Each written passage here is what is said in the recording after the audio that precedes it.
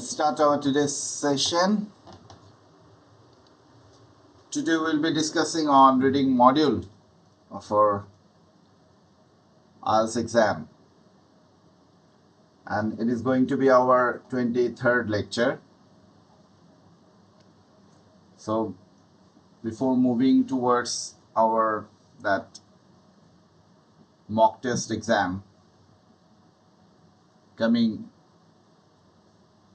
to start, or we are going to start our mock test exam from the upcoming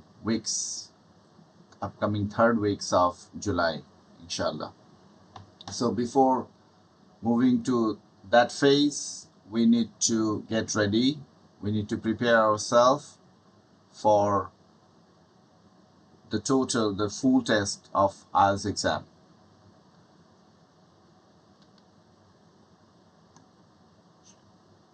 সেই নোটে আমরা যদি কথা বলি, আমাদের ফুল আইএলটিএস এক্সামটাকে যদি আমরা প্র্যাকটিস করতে হয়, বা এখন আমরা সেই ফেজে যাব, আমরা প্র্যাকটিস সেগমেন্টে চলে যাব। আপনারা একটু করে একসাথে প্যাসেজগুলো প্র্যাকটিস করতে শুরু করবেন। আমরা অনেকগুলো রিডিংয়ের আইটেম, যেগুলো কোয়েশ্চেন টাইপ আমরা আলোচনা করেছি, আজকেও কিছু টাইপ আলোচনা করব, এবং আজকে মূলত ওভারঅল একটা ব্রিফিং আপনাদেরকে দেওয়ার চেষ্টা করব যে আপনি কিভাবে প্র্যাকটিস করবেন। এবং প্রথম যেই জায়গাটা মাথায় রাখতে হবে যে আপনি টাইমিং স্ট্র্যাটেজি। এতদিন আপনাদের ইনস্ট্রাকশন ছিল আপনাদের যতটা সময় লাগবে একটা রিডিং প্যাসেজ পড়তে গেলে, অ্যালাউ দ্যাট টাইম, সেই সময়টা আপনারা অবশ্যই দিবেন। কারো 1.5 ঘন্টা লেগেছে একটা রিডিং প্যাসেজ পড়তে, কারো 2 ঘন্টা লেগেছে। আজকে থেকে আমরা চেষ্টা করব টেস্টের মধ্যে নিয়ে আসার, এবং 1 ঘন্টার মধ্যে আমরা একটা টেস্ট দেওয়ার চেষ্টা করব। সো গ্র্যাজুয়ালি আমাদের এই টাইমটাকে আমরা স্কুইজ করে নিয়ে আসবো, ছোট করে নিয়ে আসবো, যেটা হচ্ছে 3টা প্যাসেজ 1 ঘন্টার মধ্যে 20-20-20 এটা রাখার চেষ্টা আমরা এখন করব প্রথমত। ফাইনালি আমরা যেটা যাব 15-20-20, তার আগে 15-20-25, এভাবে, মানে প্রথম প্যাসেজটা আমরা 15 মিনিটের মধ্যে শেষ করব, সেকেন্ড প্যাসেজটা আমরা 20 মিনিটসের মধ্যে, অ্যান্ড থার্ড প্যাসেজটা আমরা 25 মিনিটসের মধ্যে। হ্যাঁ, সো যেটা সব স্টুডেন্টরাই এক্সাম হলে যেটা করে, এটা ফাইনাল এক্সামে আপনি যখন আইএলটিএস এক্সামে ডেট নিয়ে বসবেন রেজিস্ট্রেশন করে, তো অনেক স্টুডেন্ট এটাকে 20 মিনিটসের মধ্যেই এটা স্প্লিট করে রাখে, যে প্রত্যেকটা প্যাসেজ 20 মিনিটসের মধ্যে। সো একটা প্যাসেজ যদি একটু আপনার কনটেক্সটটা খুব ডেন্স থাকে, মানে অনেক লেখা, অনেক একটু বড়, একটু প্যারাগ্রাফগুলো বড়, কয়েকটা প্যারাগ্রাফ, সো সাইজটাও বড়, কোয়েশ্চেন প্যাটার্নটাও, হেডিং ম্যাচিং, ইনফরমেশন ম্যাচিং, সময় লাগে, ইট টেক্স টাইম। তো সেক্ষেত্রে আপনাকে শুরুর প্যাসেজে আপনি যদি সময়টা একটু কমিয়ে নিতে পারেন, আপনার পরের দিকে সময়টা বেশি থাকে। আর একটা জিনিস হচ্ছে, রিডিং প্যাসেজ 1-এ কোয়েশ্চেন হচ্ছে 13টা, রিডিং প্যাসেজ 2-এ কোয়েশ্চেন হচ্ছে 13টা। তো ফার্স্ট প্যাসেজে কোয়েশ্চেন নাম্বার 1-13 সবসময় এটা নির্ধারিত। সেকেন্ড প্যাসেজের কোয়েশ্চেন নাম্বার হচ্ছে 14-26, এটাও নির্ধারিত। এবং থার্ড প্যাসেজের কোয়েশ্চেন নাম্বার হচ্ছে 27-40, 40th নাম্বার কোয়েশ্চেন, এটাও নির্ধারিত। সো সেক্ষেত্রে আপনার থার্ড প্যাসেজটা, এক হচ্ছে আমরা দুটো প্যাসেজ পড়ে আমাদের ব্রেন কিছুটা এক্সস্টেড ফিল করে, হ্যাঁ, এবং পরে যখন আরেকটা বড় প্যাসেজ চলে আসে, একটু ডিফিকাল্টি লেভেলটা যদি একটু বেশি থাকে থার্ড প্যাসেজের, ওভারঅল কেসে দেখা যাচ্ছে যে আমাদের এভাবে ডিফিকাল্টিস লেভেলটা ইজি, মিডিয়াম ক্যাটাগরি, তারপরে ডিফিকাল্ট ক্যাটাগরিতে নিয়ে যায় আমাদেরকে। হ্যাঁ, তো সবসময় এমন না, অনেক সময় ফার্স্ট প্যাসেজটাও একটু ডিফিকাল্ট চলে আসে কোয়েশ্চেনে। সো সেগুলোকে আমাদের ডিল করতে হবে। যখনই আপনার কাছে 3টা প্যাসেজের মধ্যে যেটা ইজি মনে হবে, সেটাকে দ্রুত করা, সেটাতে কোয়েশ্চেনগুলো, এবং কিছু কোয়েশ্চেন প্যাটার্নও আছে যেটা ক্রনোলজি মেনটেন করে, সেটার অ্যান্সারগুলো তাড়াতাড়ি খুঁজে পাওয়া যায়। যেই কোয়েশ্চেনের ক্রনোলজি মেনটেন হয়ে টেক্সটে আমরা আনসার খুঁজে পাই না, র্যান্ডম থাকে, সেটার একটু সময় বেশি লাগে। সেই বিষয়গুলো নিয়ে ওভারঅল আলোচনা। তো আপনাদের রিকমেন্ড যে ভাগটা আমি আপনাদেরকে রিকমেন্ড করি, বা আমার স্টুডেন্টদেরকে সবসময় রিকমেন্ড করি, যে আপনি প্রথম প্যাসেজটা চেষ্টা করেন 15 মিনিটসের মধ্যে। হ্যাঁ, কারণ আপনার ফার্স্ট ইন্টেনশনটাই যদি একটু রিল্যাক্স করে হয় তাহলে ওটা সময় পরেরগুলো আরও বেশি লাগতে থাকবে। সো আপনার প্রথম ইন্টেনশন থাকবে to complete your first passage within 15 minutes. এখন এটা স্ট্র্যাটেজিগুলো আমাদের রিডিং স্ট্র্যাটেজিগুলো ফলো হবে স্কিমিং স্ক্যানিং করে আমাদেরকে just what is our task?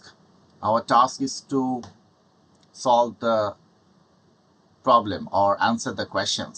কোয়েশ্চেনগুলোর answer বের করাটা একটা প্যাসেজ দেওয়া থাকবে, সেখান থেকে অ্যান্সারগুলো বের করাটাই হচ্ছে আমাদের টাস্ক। সো আমরা কোনো রকম রিডিং ফর প্লেজারে যাব না, যে আমরা খুব একটা পড়ে বুঝে আনন্দ নিয়ে পড়ে তারপরে অ্যান্সার করবো, ব্যাপারটা এমন না। ব্যাপারটা হচ্ছে কোয়েশ্চেনগুলো আমাদেরকে পড়তে হবে, কিওয়ার্ডসগুলোকে আইডেন্টিফাই করতে হবে এবং সেটাকে আমাদের টেক্সটে নিয়ে সেটার অ্যান্সার বের করতে হবে। তো সবসময় চেষ্টা করবেন প্রথম প্যাসেজটা যেন 15 মিনিটের মধ্যে শেষ করা যায়।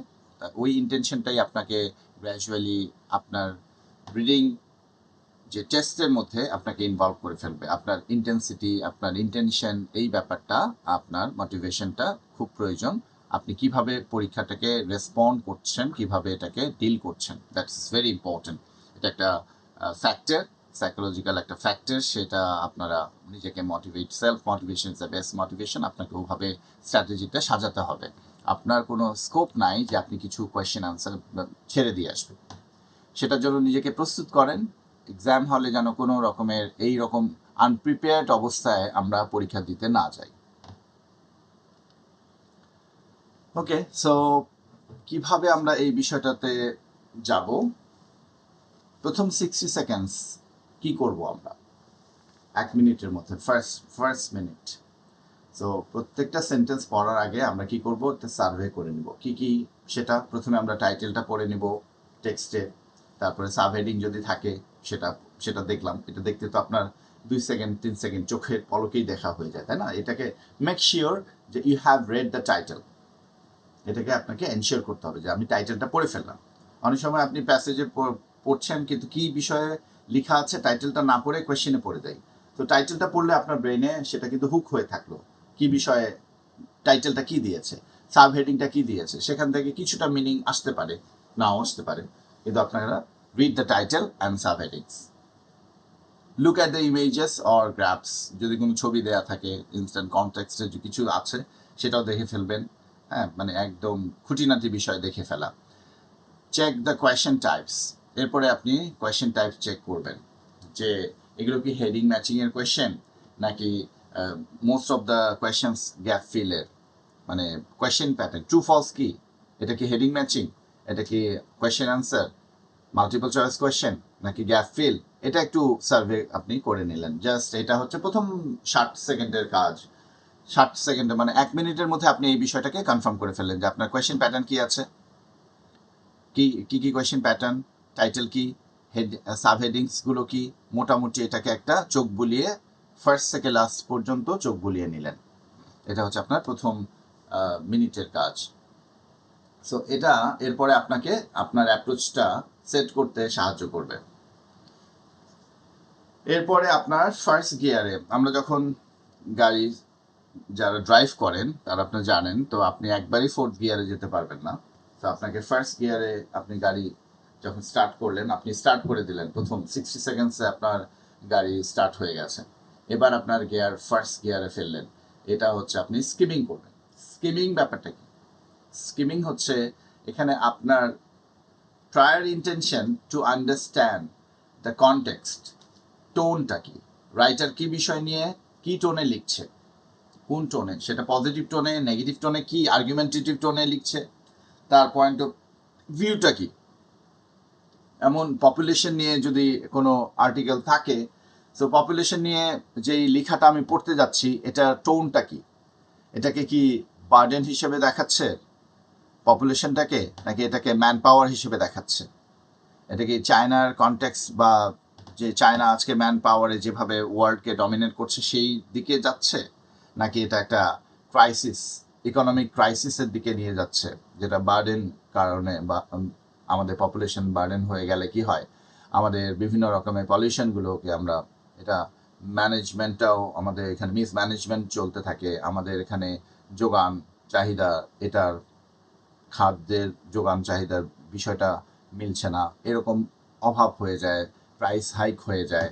হ্যাঁ, যেখানে যোগান কম সেখানে চাহিদা বেশি, যেখানে চাহিদা বেশি সেখানে প্রাইস বেশি, তাই না?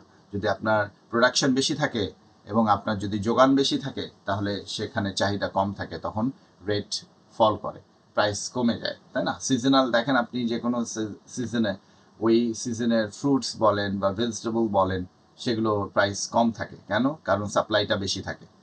সাপ্লাই যদি বেশি থাকে তাহলে সেখানে ডিমান্ড কম থাকে, যখন ডিমান্ড কম থাকে তখন সেখানে প্রাইস কম থাকে। আর যদি সাপ্লাই কম থাকে, মানে যোগান কম, সাপ্লাই কম, তাহলে সেখানে চাহিদা কিন্তু প্রপোর্শনেটলি বেশি থাকে, সেই ব্যাপারটা। সো আপনাকে স্কিমিং এর বিষয়টা যেটা বলছি, যে আপনি জিস্ট আইডিয়াটা আপনাকে নিতে হবে to understand the main idea of the paragraph. প্যারাগ্রাফে কি বলছে, প্যাসেজে কি বলছে, টোনটা কি বলছে, এই বিষয়টা। তাহলে আপনি আমি এর আগেও আলোচনা করেছি, প্যারাগ্রাফের জিস্ট, প্রত্যেক প্যারাগ্রাফ, এটা আমি কিন্তু পুরো প্যাসেজ বলছি না, প্যারাগ্রাফগুলোর আইডিয়া আমরা কোথায় পাবো? আমরা প্যারাগ্রাফগুলোর আইডিয়া পাবো ফার্স্ট সেন্টেন্সে, যেটা টপিক সেন্টেন্স হয়ে থাকে, ঠিক আছে? এবং আমরাও যখন এভাবে একাডেমিক রিডার, মানে টেক্সট আপনি বেশি করে পড়বেন, রিডিং প্যাসেজ যত বেশি করে পড়বেন, আপনার কিন্তু একটা আইডিয়া ডেভেলপ হয়ে যাবে যে কিভাবে স্ট্রাকচার্ড ওয়েতে লিখতে হয়, কিভাবে পয়েন্টসগুলোকে আলাদা আলাদা করে সেগমেন্ট করে প্যারাগ্রাফে আলাদা করতে হয়। তা আপনি দেখবেন যখন রিডিং প্যাসেজ সলভ করছেন, প্রত্যেকটা প্যারাগ্রাফ কিন্তু আলাদা কথা বলে, আলাদা বিষয় নিয়ে সেখানে আপনার আর্গুমেন্ট রাখে বা প্লেস সেখানে প্রেজেন্ট করে, আইডিয়াটাকে প্রেজেন্ট করা হয় কোথাও, সেটা হিস্ট্রিক্যাল ব্যাকগ্রাউন্ড দেওয়া থাকে, ইম্প্যাক্ট দেওয়া থাকে, কজ অ্যান্ড ইফেক্ট দেওয়া থাকে, অনেক রকমভাবে প্যারাগ্রাফ, প্রত্যেকটা প্যারাগ্রাফে আলাদা এই নোশন বলেন বা এর একটা ইন্টেনশন থাকে। সো যখনই আপনি এভাবে সেগমেন্ট এবং স্ট্রাকচার ওয়েতে পড়বেন, এবং আপনি প্রত্যেকটা প্যারাগ্রাফ পড়ার পরে আপনার এই আইডিয়াটাও ডেভেলপ হয়ে যাবে যে কিভাবে সাইড নোট নিতে হয়, বা আপনার প্যারাগ্রাফে আপনি পাশে লিখে রাখলেন, যখন আপনার হেডিং ম্যাচিং বা এরকম টাইপের কোয়েশ্চেন বেশি থাকে, তখন তো এটা ম্যান্ডেটরি যে আপনি একটা প্যারাগ্রাফ পড়ে সেখানে মেইন আইডিয়াটা কি, এই প্যারাগ্রাফের কন্টেন্টটা কি, সেটা আপনি পাশে লিখে রাখা। পরবর্তীতে আপনার আইডিয়ার সাথে আপনার যে স্টেটমেন্টগুলো দেওয়া থাকে, গিভেন স্টেটমেন্ট, ওটার সাথে ম্যাচ যেটা করবে সেই স্টেটমেন্টটা আপনি চুজ করবেন। এই বিষয়গুলো আলোচনা করা হয়েছে। সো তাহলে প্যাসেজটা পড়ার আগে আমরা কি করলাম? শুরুতে আমরা টাইটেল পড়ে ফেললাম, সাবটাইটেল পড়ে ফেললাম, কোয়েশ্চেন প্যাটার্নটা দেখে ফেললাম।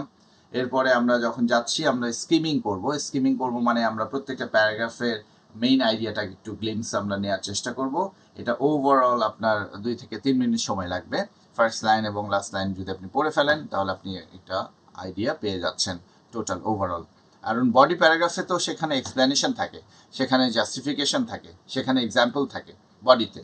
ফার্স্ট আর লাস্ট লাইন যদি আপনি বাদ দিয়ে দেন, তাহলে সেটা টপিক সেন্টেন্স এবং কনক্লুশন, যেটা আমরা টার্মিনেটর বলি প্যারাগ্রাফে, তো সেখানে আপনি, এবং মাঝখানে আপনি কিওয়ার্ডসগুলো পেয়ে যাচ্ছেন, মাঝখানে আপনি সাইন পোস্টগুলো পেয়ে যাচ্ছেন, শাল থাকবে, কোনো প্রপার নাউন থাকবে, সেগুলোকে আপনি আন্ডারলাইন করে ফেলবেন। হ্যাঁ, সো প্রত্যেকটা শব্দ কিন্তু আলাদা আলাদা করে পড়া যাবে না। সো আপনি একটা প্যারাগ্রাফ যদি 15 সেকেন্ড 20 সেকেন্ডের মধ্যে পড়ে ফেলেন, তাহলে আপনার এখানে 7-8টা যদি প্যারাগ্রাফ থাকে, সেগুলোকে আপনি গ্লিপস করে ফেললেন। সো এইভাবে দেখে ফেললেন, তাই তো? ফার্স্ট লাইন এবং লাস্ট লাইন, এবং শব্দ শব্দ করে সেন্টেন্স পড়বো না, প্রথম লাইনে কি বলতে চেয়েছে, লাস্ট লাইনে কি বলতে চেয়েছে, just have the tone and the idea, main idea, what is the main idea of the paragraph. And এই প্রত্যেকটা আইডিয়া, ছোট ছোট আইডিয়াগুলো, ব্লকগুলোকে একসাথে করে আপনি পুরো প্যাসেজের রাইটারের টোন বা ইন্টেনশনটা আপনি ধরে ফেলতে পারবেন, এবং আপনার কোয়েশ্চেনগুলো তখন আপনাকে গাইড করবে। এরপরে গিয়ার 2, এবার স্ক্যানিং করবেন। স্ক্যানিং কি খুঁজতে যাচ্ছেন, তাই না? আমরা কি খুঁজতে যাই রিডিং প্যাসেজে? আমরা রিডিং প্যাসেজে কোয়েশ্চেন অ্যান্সার খুঁজতে যাই। সো সেখানে আমরা কিওয়ার্ডসগুলো আমরা যখন পেয়ে যাব, আমরা কোয়েশ্চেনে পড়েছি to find a specific word, date or name. কেন খুঁজবো? কারণ কোয়েশ্চেনে এগুলো আমার কিওয়ার্ডস আমি আন্ডারলাইন করেছি, এগুলোকে আমরা খুঁজতে যাব টেক্সটে। টেক্সট থেকে আমাদের অ্যান্সার বের করতে হবে। So move your eyes in an, এইরকম, মানে আপনি লাইন বাই লাইন না পড়ে, আমি যেটা বলছি, এই যে S pattern or Z pattern, হ্যাঁ, এভাবে মানে চোখটাকে এরকমভাবে নিয়ে যেতে হবে, line by line, word by word না গিয়ে এটাকে আমরা স্ক্যানিংয়ে যে জায়গাটা স্ক্যান করছি এভাবে চোখটাকে যখন পুরো টেক্সটের মধ্যে আমরা এই প্যাটার্নে এক্সাম হলে আমরা কখনো কখনো এই প্যাটার্নে সিট বসাই স্টুডেন্টদের। সো এই যে এখানে জেড প্যাটার্নে যখন আপনি যাচ্ছেন তখন আপনি মোটামুটি একটা জাল দিয়ে মাছ ছেঁচে নেওয়ার মতো সিচুয়েশন আপনি চোখ দিয়ে। So do not process meaning দেখার চেষ্টা করবেন, মিনিংটাকে জেনারেট করার চেষ্টা করবেন না। শুধু কিওয়ার্ডসগুলোকে, সাইন পোস্টগুলোকে, শালগুলোকে, প্রপার নাউনগুলোকে এখানে ওখানে কোথায় আছে, কোন জায়গায় লোকেশন, এইটাকে আইডেন্টিফাই করে নেন, সেখানে ওখানে হাইলাইট করবেন। আপনারা যেহেতু সিডি আইএলস যেটা কম্পিউটার ডেলিভার্ড আইএলস, সেখানে আপনারা হাইলাইট করে ফেলবেন। এভাবে চোখটা বুলাবেন, চোখ নিয়ে যাবেন এই শেপে। Only look for the shape of the word, capital letters for names, dollar sign, pound, এগুলো সাইন। সো প্রত্যেকটা পেজ আপনি এভাবে চোখ বুলিয়ে দেখে নিলেন। এটা হচ্ছে আপনার স্ক্যানিং করছেন আপনি। You are looking for particular word, you are looking for particular information, you are looking for particular noun. So এভাবে আপনি যখন চোখ বুলিয়ে নিলেন আপনি কিন্তু হাইলাইট করে ফেলছেন। হ্যাঁ, সো আমরা কিন্তু আবারও বলছি, আমি কিন্তু মিনিং কি বোঝাচ্ছে, কি বললো, সেটা কিন্তু এখানে আমার মুখ্য বিষয় না, আইডিয়াটা জেনারেট করার বিষয় না। আমার এখানে শুধুমাত্র আমি ডেটগুলো, ওয়ার্ডগুলো, কিওয়ার্ডসগুলো, নেম, এগুলোকে আমি খুঁজে আমি হাইলাইট করে রাখবো। এরপরে গিয়ার 3, ইন্টেন্সিভ রিডিং। এখানে দি আনসার স্পিড, আপনি কি করবেন, to compare the question to the text. এবার আপনি কোয়েশ্চেনটাকে টেক্সটের সাথে, আপনি অলরেডি লোকেশনটা খুঁজে পেয়েছেন, লোকেশনটা আপনি বুঝতে পেরেছেন, এই নাউন বা এই শাল কোথায় কত জায়গায় এখানে আলোচনা করা আছে সেটা হাইলাইট করেছেন। এবার আপনি সেখানে কোয়েশ্চেনটাকে ফলো করে এই বিষয়টাকে মেলানোর চেষ্টা করবেন এখানে টেক্সটের মধ্যে মিনিংটাকে। এখন হচ্ছে আপনার ইন্টেন্সিভ রিডিং, কোয়েশ্চেনের সাথে টেক্সটের অ্যান্সারটা আপনি তুলনা করে বের করে আনার চেষ্টা করবেন, মেলানোর চেষ্টা করবেন। টেকনিক কি অ্যাপ্লাই করতে হবে এখানে, you have to use once you have to found the location, যখনই আপনি লোকেশনটা পেয়ে গেলেন কোথায় আছে, এটা লোকেট করছে কোথায়, অ্যান্সারের লোকেশন, এরপরে আপনি প্রত্যেকটা ওয়ার্ড পড়তে হবে। এখন এর আগে আমি কিন্তু শুরুতে বলেছি আপনি জাস্ট সার্ভে করবেন, চোখ বুলিয়ে যাবেন কোথায় লোকেশন কি আছে, ওয়ার্ডগুলো কোথায় আছে, কোয়েশ্চেন প্যাটার্নটা দেখে নিয়েছেন, কোয়েশ্চেনের কিওয়ার্ডসগুলোকে হাইলাইট করেছেন। এই কিওয়ার্ডসগুলো আপনাকে এখন এই টেক্সট থেকে খুঁজে খুঁজে বের করে রাখতে হবে লোকেশনটাকে। এখন চোখটাকে বুলাবেন ফার্স্ট, এবং আপনি জেড প্যাটার্নে ওয়ার্ড বাই ওয়ার্ড, মানে লিনিয়ার ইয়েতে যাবে না, সমান্তর মানে সোজা লাইনে বা সমান্তরালে যেভাবে আমরা সেন্টেন্স পড়ি এই রকমভাবে চোখ যাবে না, চোখকে আমরা এভাবে খুব ফাস্ট মুভ করাবো এবং এগুলো খুঁজে বের করব, এই ওয়ার্ডগুলো কোথায় আছে, লোকেশনটা খুঁজে বের করার চেষ্টা করব। যখন লোকেশনটা খুঁজে বের করা হয়ে গেল তখন আমি কোয়েশ্চেনটাকে বুঝে এবং এরপরে আমি টেক্সটটা থেকে অ্যান্সারগুলো বুঝে বুঝে অ্যান্সার দেওয়ার চেষ্টা করব। এই হচ্ছে আমার কাজ। এরপরে আমার যে জায়গাটা আপনাকে খেয়াল করতে হবে, ইন আইএলটিএস যে এক্সামে কি হয় জানেন, কিছু কিছু কোয়েশ্চেন প্যাটার্ন আছে আপনার অর্ডার বেসিসে আমরা অ্যান্সার বের করতে পারি, আর কিছু কিছু কোয়েশ্চেন আছে যেগুলো আমরা অর্ডার বেসিসে আমরা এটা আসে না। মানে ফার্স্ট আমি যেখানে অ্যান্সার 1 নাম্বার কোয়েশ্চেনে অ্যান্সার পেলাম, যদি অর্ডার বেসিসে হয় তাহলে 2 নাম্বারের কোয়েশ্চেনে অ্যান্সার আমি তারপরে পাবো, 3 নাম্বার তারপরে পাবো, 4 নাম্বার তারপরে পাবো। হ্যাঁ, আমি যদি 4 নাম্বার কোয়েশ্চেন পাই আর 7 নাম্বার কোয়েশ্চেন পাই তাহলে আমার 5-6 থাকবে এই দুটোর মাঝখানে, এরকম এটাকে অর্ডার বেসিসে যখন আমার কোয়েশ্চেনগুলো থাকছে। আবার কিছু কোয়েশ্চেন প্যাটার্ন আছে এটা র্যান্ডমলি, এটা অর্ডার মেনটেন করে না, তো আপনাকে সেই বিষয়টাও কিন্তু জানতে হবে যে আমার অর্ডার বেসিসে যদি হয় তাহলে আমি একরকমভাবে, এখন আপনি কোন কোয়েশ্চেন প্যাটার্নগুলো টেক্সট থেকে অর্ডার ফলো করে, যেটা একটার পরে কোয়েশ্চেন পরেরটা আসে, সেই কোয়েশ্চেন প্যাটার্নগুলো যেটা অর্ডার ফলো করে এটাকে আমরা গ্রুপ এ ক্যাটাগরিতে ভাগ করেছি। এগুলো হচ্ছে ট্রু, ফলস, নট গিভেন। এটা প্রথম কোয়েশ্চেন বা প্রথম স্টেটমেন্ট আপনি যেখানে পাবেন তার নিচে তারপরে স্টেটমেন্ট পাবেন। হ্যাঁ, এটা ট্রু হতে পারে, ফলস হতে পারে, নট গিভেন হতে পারে আপনার কোয়েশ্চেনের যে স্টেটমেন্টটা, কিন্তু লোকেশনটা এভাবে মানে ধারাবাহিকভাবে আপনি মনে করেন 1 নাম্বার কোয়েশ্চেনের অ্যান্সার পেয়েছেন, 3 নাম্বার কোয়েশ্চেনের অ্যান্সারটা পেয়েছেন, তাহলে 2 নাম্বারের কোয়েশ্চেনের যে এটা ফলস হবে নাকি নট গিভেন হবে নাকি ট্রু হবে, এটা এই দুইটা কোয়েশ্চেনের মাঝখানে থাকবে, এর বাইরে, এর সীমানার বাইরে থাকবে না। সো এটা আপনার জন্য বুঝতে সহজ হয়ে যায় যে আপনি নট গিভেন বা ফলসের ডিসিশনটা নিতে, না হলে অনেক সময় কনফিউজ থাকেন যে এটা অন্য কোথাও আছে কিনা এই বিষয়গুলো। তো মাল্টিপল চয়েস মানে true, false, not given, multiple choice, এই কোয়েশ্চেনগুলো এটা আপনার অর্ডার ফলো করে। ফ্লো চার্ট কমপ্লিশন এটাও অর্ডার ফলো করে। সেন্টেন্স টেবল কমপ্লিশন যদি হয়, এটা ফিল ইন দ্য গ্যাপ যদি হয়, এটাও কিন্তু অর্ডার ফলো করে। তাহলে এই কোয়েশ্চেন প্যাটার্নগুলো আপনার যেটা হচ্ছে টপ টু বটম মানে গ্র্যাজুয়ালি উপর থেকে নিচের দিকে আসে। তো এটা আপনার জন্য ইজিয়ার। ওকে, সো আপনি এই জন্য প্রথমেই দেখে নেবেন আপনার কোয়েশ্চেন টাইপটা কি আছে, সেই অনুযায়ী আপনার রিডিং স্ট্র্যাটেজিটাকে নিতে হবে। If you find the answer, যেটা বললাম কোয়েশ্চেন 1 যদি প্যারাগ্রাফ 2 এ পান, তাহলে আপনার অ্যান্সার কোয়েশ্চেন 3 যেটা প্যারাগ্রাফ 4 এ থাকবে। এই ব্যাপারটা আর কি আমি বলতে চাচ্ছি, আশা করি বুঝতে পেরেছেন। এবং যখন এটা প্র্যাকটিসে আপনি এক্সিকিউট করবেন, তখন বিষয়টা ভালো করে ধরা পড়বে এবং ভালো করে বুঝে আসবে। হ্যাঁ, তখন আপনার এই যে একটা ভয়, ইনহিবিশন, যে আমি রিডিং তো আমি পড়ে বুঝি না, এই ভয়টাও কেটে যাবে। আপনি যখন এভাবে স্ট্র্যাটেজি ফলো করে কোয়েশ্চেনগুলোকে ভালোভাবে বুঝলে আপনি যে অ্যান্সার বের করে ফেলতে পারবেন। আসলে আমাদের প্যাসেজ পড়ে মিনিং, প্রত্যেকটা ওয়ার্ডের মিনিং বোঝাটা খুব ইম্পর্টেন্ট না। আমার কোয়েশ্চেন পড়ে, কোয়েশ্চেন বুঝে, কোয়েশ্চেনের অ্যান্সারটা টেক্সট থেকে বের করাটা ইম্পর্টেন্ট। ওকে, আর আপনি যদি প্রত্যেকটা ওয়ার্ড পড়তে যান, আপনি 1 ঘন্টায় এই প্যাসেজ, 3টা প্যাসেজে অ্যান্সার বের করতেও পারবেন না। পরীক্ষাটা ডিজাইন করাই এভাবে, কার রিডিং স্ট্র্যাটেজি কত ভালো, কত ইমপ্রুভড, কার ল্যাঙ্গুয়েজ স্কিল কত বেশি, মানে আপনার যে রেসপন্ডিং টাইম কার কত কম, বুঝতে পেরেছেন? রিফ্লেক্স বলা হয় এটা। অনেকে আপনাকে প্রশ্ন করেছে আর আপনি যদি অনেক ভাবনা চিন্তা করে অ্যান্সার দেন, তার মানে আপনার রিফ্লেক্সটা কম। আসলে আমরা কমিউনিকেশন, যখন আমরা ইন্টারাকশন করি কারোর সাথে, কমিউনিকেট করি কারোর সাথে, ইন্টারাক্ট করি, আমরা কি অনেক কথা বলি আমরা যখন আমাদের মাদার টাঙে, দেখেন আমরা কিন্তু স্পন্টেনিয়াসলি কোয়েশ্চেন অ্যান্সার একটা ফ্লো চলে, তাই না? একটা রিদম চলে। আমরা যখনই এটা আরেকটা ল্যাঙ্গুয়েজে কথা বলছি, তখন দেখেন রিদমটা ভেঙে যাচ্ছে, তখন আপনার এই লয় কেটে যাচ্ছে, তাল কেটে যাচ্ছে, সুর কেটে যাচ্ছে, সব রকম ব্যাপারগুলো ছন্দপতন হয়ে যায়। কারণ আমি তখন ভাবতে থাকি একভাবে, চিন্তা করি আরেক রকম, সেন্টেন্স স্ট্রাকচার তৈরি করি, গ্রামারকে কারেক্ট করি, ওয়ার্ড খুঁজে বের করি। সো এই যে বিষয়গুলোর কারণে আমাদের এফিসিয়েন্সি লেভেল বা কম্পিটেন্স লেভেলটা সেভাবে আমরা পাচ্ছি না।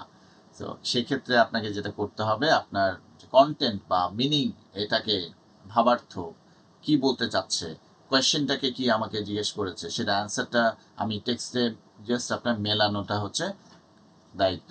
তো আমরা এই ইন অর্ডার কোয়েশ্চেনগুলো আমরা দেখলাম, তাহলে এটা আপনার টাইপগুলো মাথায় রাখবেন। True false, multiple choice, sentence completion বা টেবল কমপ্লিশন, ফ্লো চার্টের কোয়েশ্চেন যদি আপনার দেওয়া থাকে, তাহলে এগুলো অর্ডার ফলো করবে এবং করছে। আরেকটা হচ্ছে নো অর্ডার, যেটা ফলো করে না। সো এখানে আপনাকে এই জায়গায় কিন্তু সময়ে অনেক বেশি কনজিউম করে ফেলে। কোনগুলো এগুলো?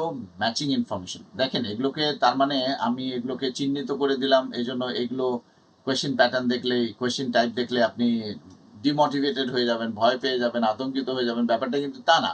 ব্যাপারটা আমি আপনাদেরকে এগুলোকে আইডেন্টিফাই করলে আপনি এগুলোকে ভালোভাবে ডিল করতে হবে, কিভাবে আমাদেরকে এগুলোকে আমরা ফিক্স করতে পারি, সেই বিষয়গুলো শেখানোর জন্য। আপনার ইনহিবিশনটা দূর করতে চাই, উল্টো আবার ইনহিবিশনে পড়ে যান না, মানে ভয়ের, আতঙ্কের মধ্যে যেন না যায়। আমাদের মানে স্টুডেন্টদের কমন একটা তাদের ফেনোমেনা, যে তারা যে কোনোভাবে আতঙ্কিত হইতে চায়। সিলেবাস যতই ছোট থাকুক, যতই সহজ থাকুক, সেখানে পরীক্ষা শুনলেই তার মানে অনেক রকম টেনশনে পড়ে যায় এবং সারাদিন সে টেনশনে থাকে যে আমি তো পারি না, আমি কি করব। ফ্রেন্ডকে ফোন দেয়, সিলেবাস কতটুকু, তুই কি পড়ছিস, আমার তো কিছুই পড়া হয় নাই, এই রকম সারাদিন কাজ এগুলোই করতে থাকে। করণীয় কি ছিল? করণীয় ছিল সিলেবাসটা কি, আমাকে কিভাবে প্রিপারেশন নিতে হবে, কি কি পড়তে হবে, কি কি ইনস্ট্রাকশন আছে, গাইডলাইন কি কি আছে এক্সামের, সেটাকে আপনি তৈরি করে নেন, নিজেকে প্রিপেয়ার করে নেন। আপনার প্রিপেয়ার যত ভালো বেশি আপনি প্রিপেয়ার, তত ভালো বেশি আপনার ভালো এক্সাম, তাই না? আমরা প্রিপারেশন ছাড়া বাকি সব কাজই করি, আমার কি করা উচিত এই কাজটাই করি না। আমরা দুশ্চিন্তা করি যে আমার কি হবে, আমার দুশ্চিন্তা করি আমি তো পারি না, আমি দুশ্চিন্তা করি যে আমি তো বুঝি না, হ্যাঁ আমার তো ইংলিশটা দুর্বল। তো এই যে দুশ্চিন্তা, তাহলে যদি হয় এটাকে সমাধান করেন, এটা সিচুয়েশনটাকে আপনাকে ডিল করতে হবে। যে আপনি না বুঝেন তাহলে বোঝার চেষ্টা করেন, আপনি পারেন না, পারার চেষ্টা করেন। আপনার অন্যদের যদি 1 ঘন্টায় হয়, আপনি 5 ঘন্টা সময় ইনভেস্ট করেন। তাহলে করণীয়টা করতে হবে, তাহলেই সেই সমস্যাটা সমাধান হবে। আমরা করণীয়টা না করে সমস্যাটাকে ক্যারি করি, যেটা আমাদেরকে আবার ডিমোটিভেটেড করে, আরও বেশি আমাদেরকে ইনফেরিয়র কমপ্লেক্সিটির মধ্যে নিয়ে যায় এবং একটা বিশ্বাসের মধ্যে নিয়ে যায় যে আমি আসলে খুবই মানে আমার ক্যাপাসিটি নাই এবং আমি অন্যদের তুলনায় অনেক নিচু স্ট্যান্ডার্ড। তো আমরাই আমাদের আসলে ইনফেরিয়র কমপ্লেক্সিটির জন্য দায়ী। আমাদের অবস্থানের জন্য এটা আর কেউই দায়ী না, আমরা নিজেরাই দায়ী। আপনি সেই ব্যারিয়ারটাকে ভাঙতে পারেন, হ্যাঁ, তো আপনাকেই ভাঙতে হবে, এটা আর কেউ করতে পারবে না।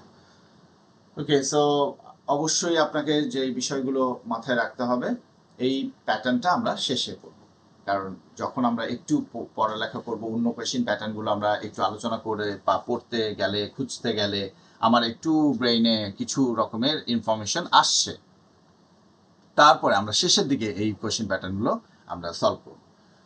তো যখনই দেখবেন ম্যাচিং হেডিং আছে, ম্যাচিং ফিচার্স এক দুটো একদম মিলে যাবে চোখের পলকেই, তার মানে এই কোয়েশ্চেন প্যাটার্নগুলো আমরা ফার্স্ট শুরু করব না। হ্যাঁ, এটা যদি এমন হয় যে আপনি প্র্যাকটিস করতে করতে এই কোয়েশ্চেন প্যাটার্নগুলো আপনি এত এক্সপার্ট হয়ে গেলেন যে এটা দেখা মাত্রই আপনি অ্যান্সার বের করে ফেলতে পারেন, তো হতেই পারে কারো এরকম সেন্স ডেভেলপ হয়ে যেতে পারে, তো তার ক্ষেত্রে ডিফারেন্ট। কিন্তু এভারেজ স্টুডেন্টদের ক্ষেত্রে আমরা সাজেস্ট করি যে আপনি এই কোয়েশ্চেন প্যাটার্নটাকে, যেটা অর্ডার ফলো করে না, এটাকে একটু পরে রাখেন, কারণ আরও ইনফরমেশনগুলো আপনি গ্যাদার করতে থাকেন, তাহলে আরও আপনার জন্য ভালো হয়ে যাবে, কনফার্ম হয়ে যাবেন যে আসলে কোথায় লোকেশনটা, কোনটা কোয়েশ্চেনের লোকেশন কোথায় আছে।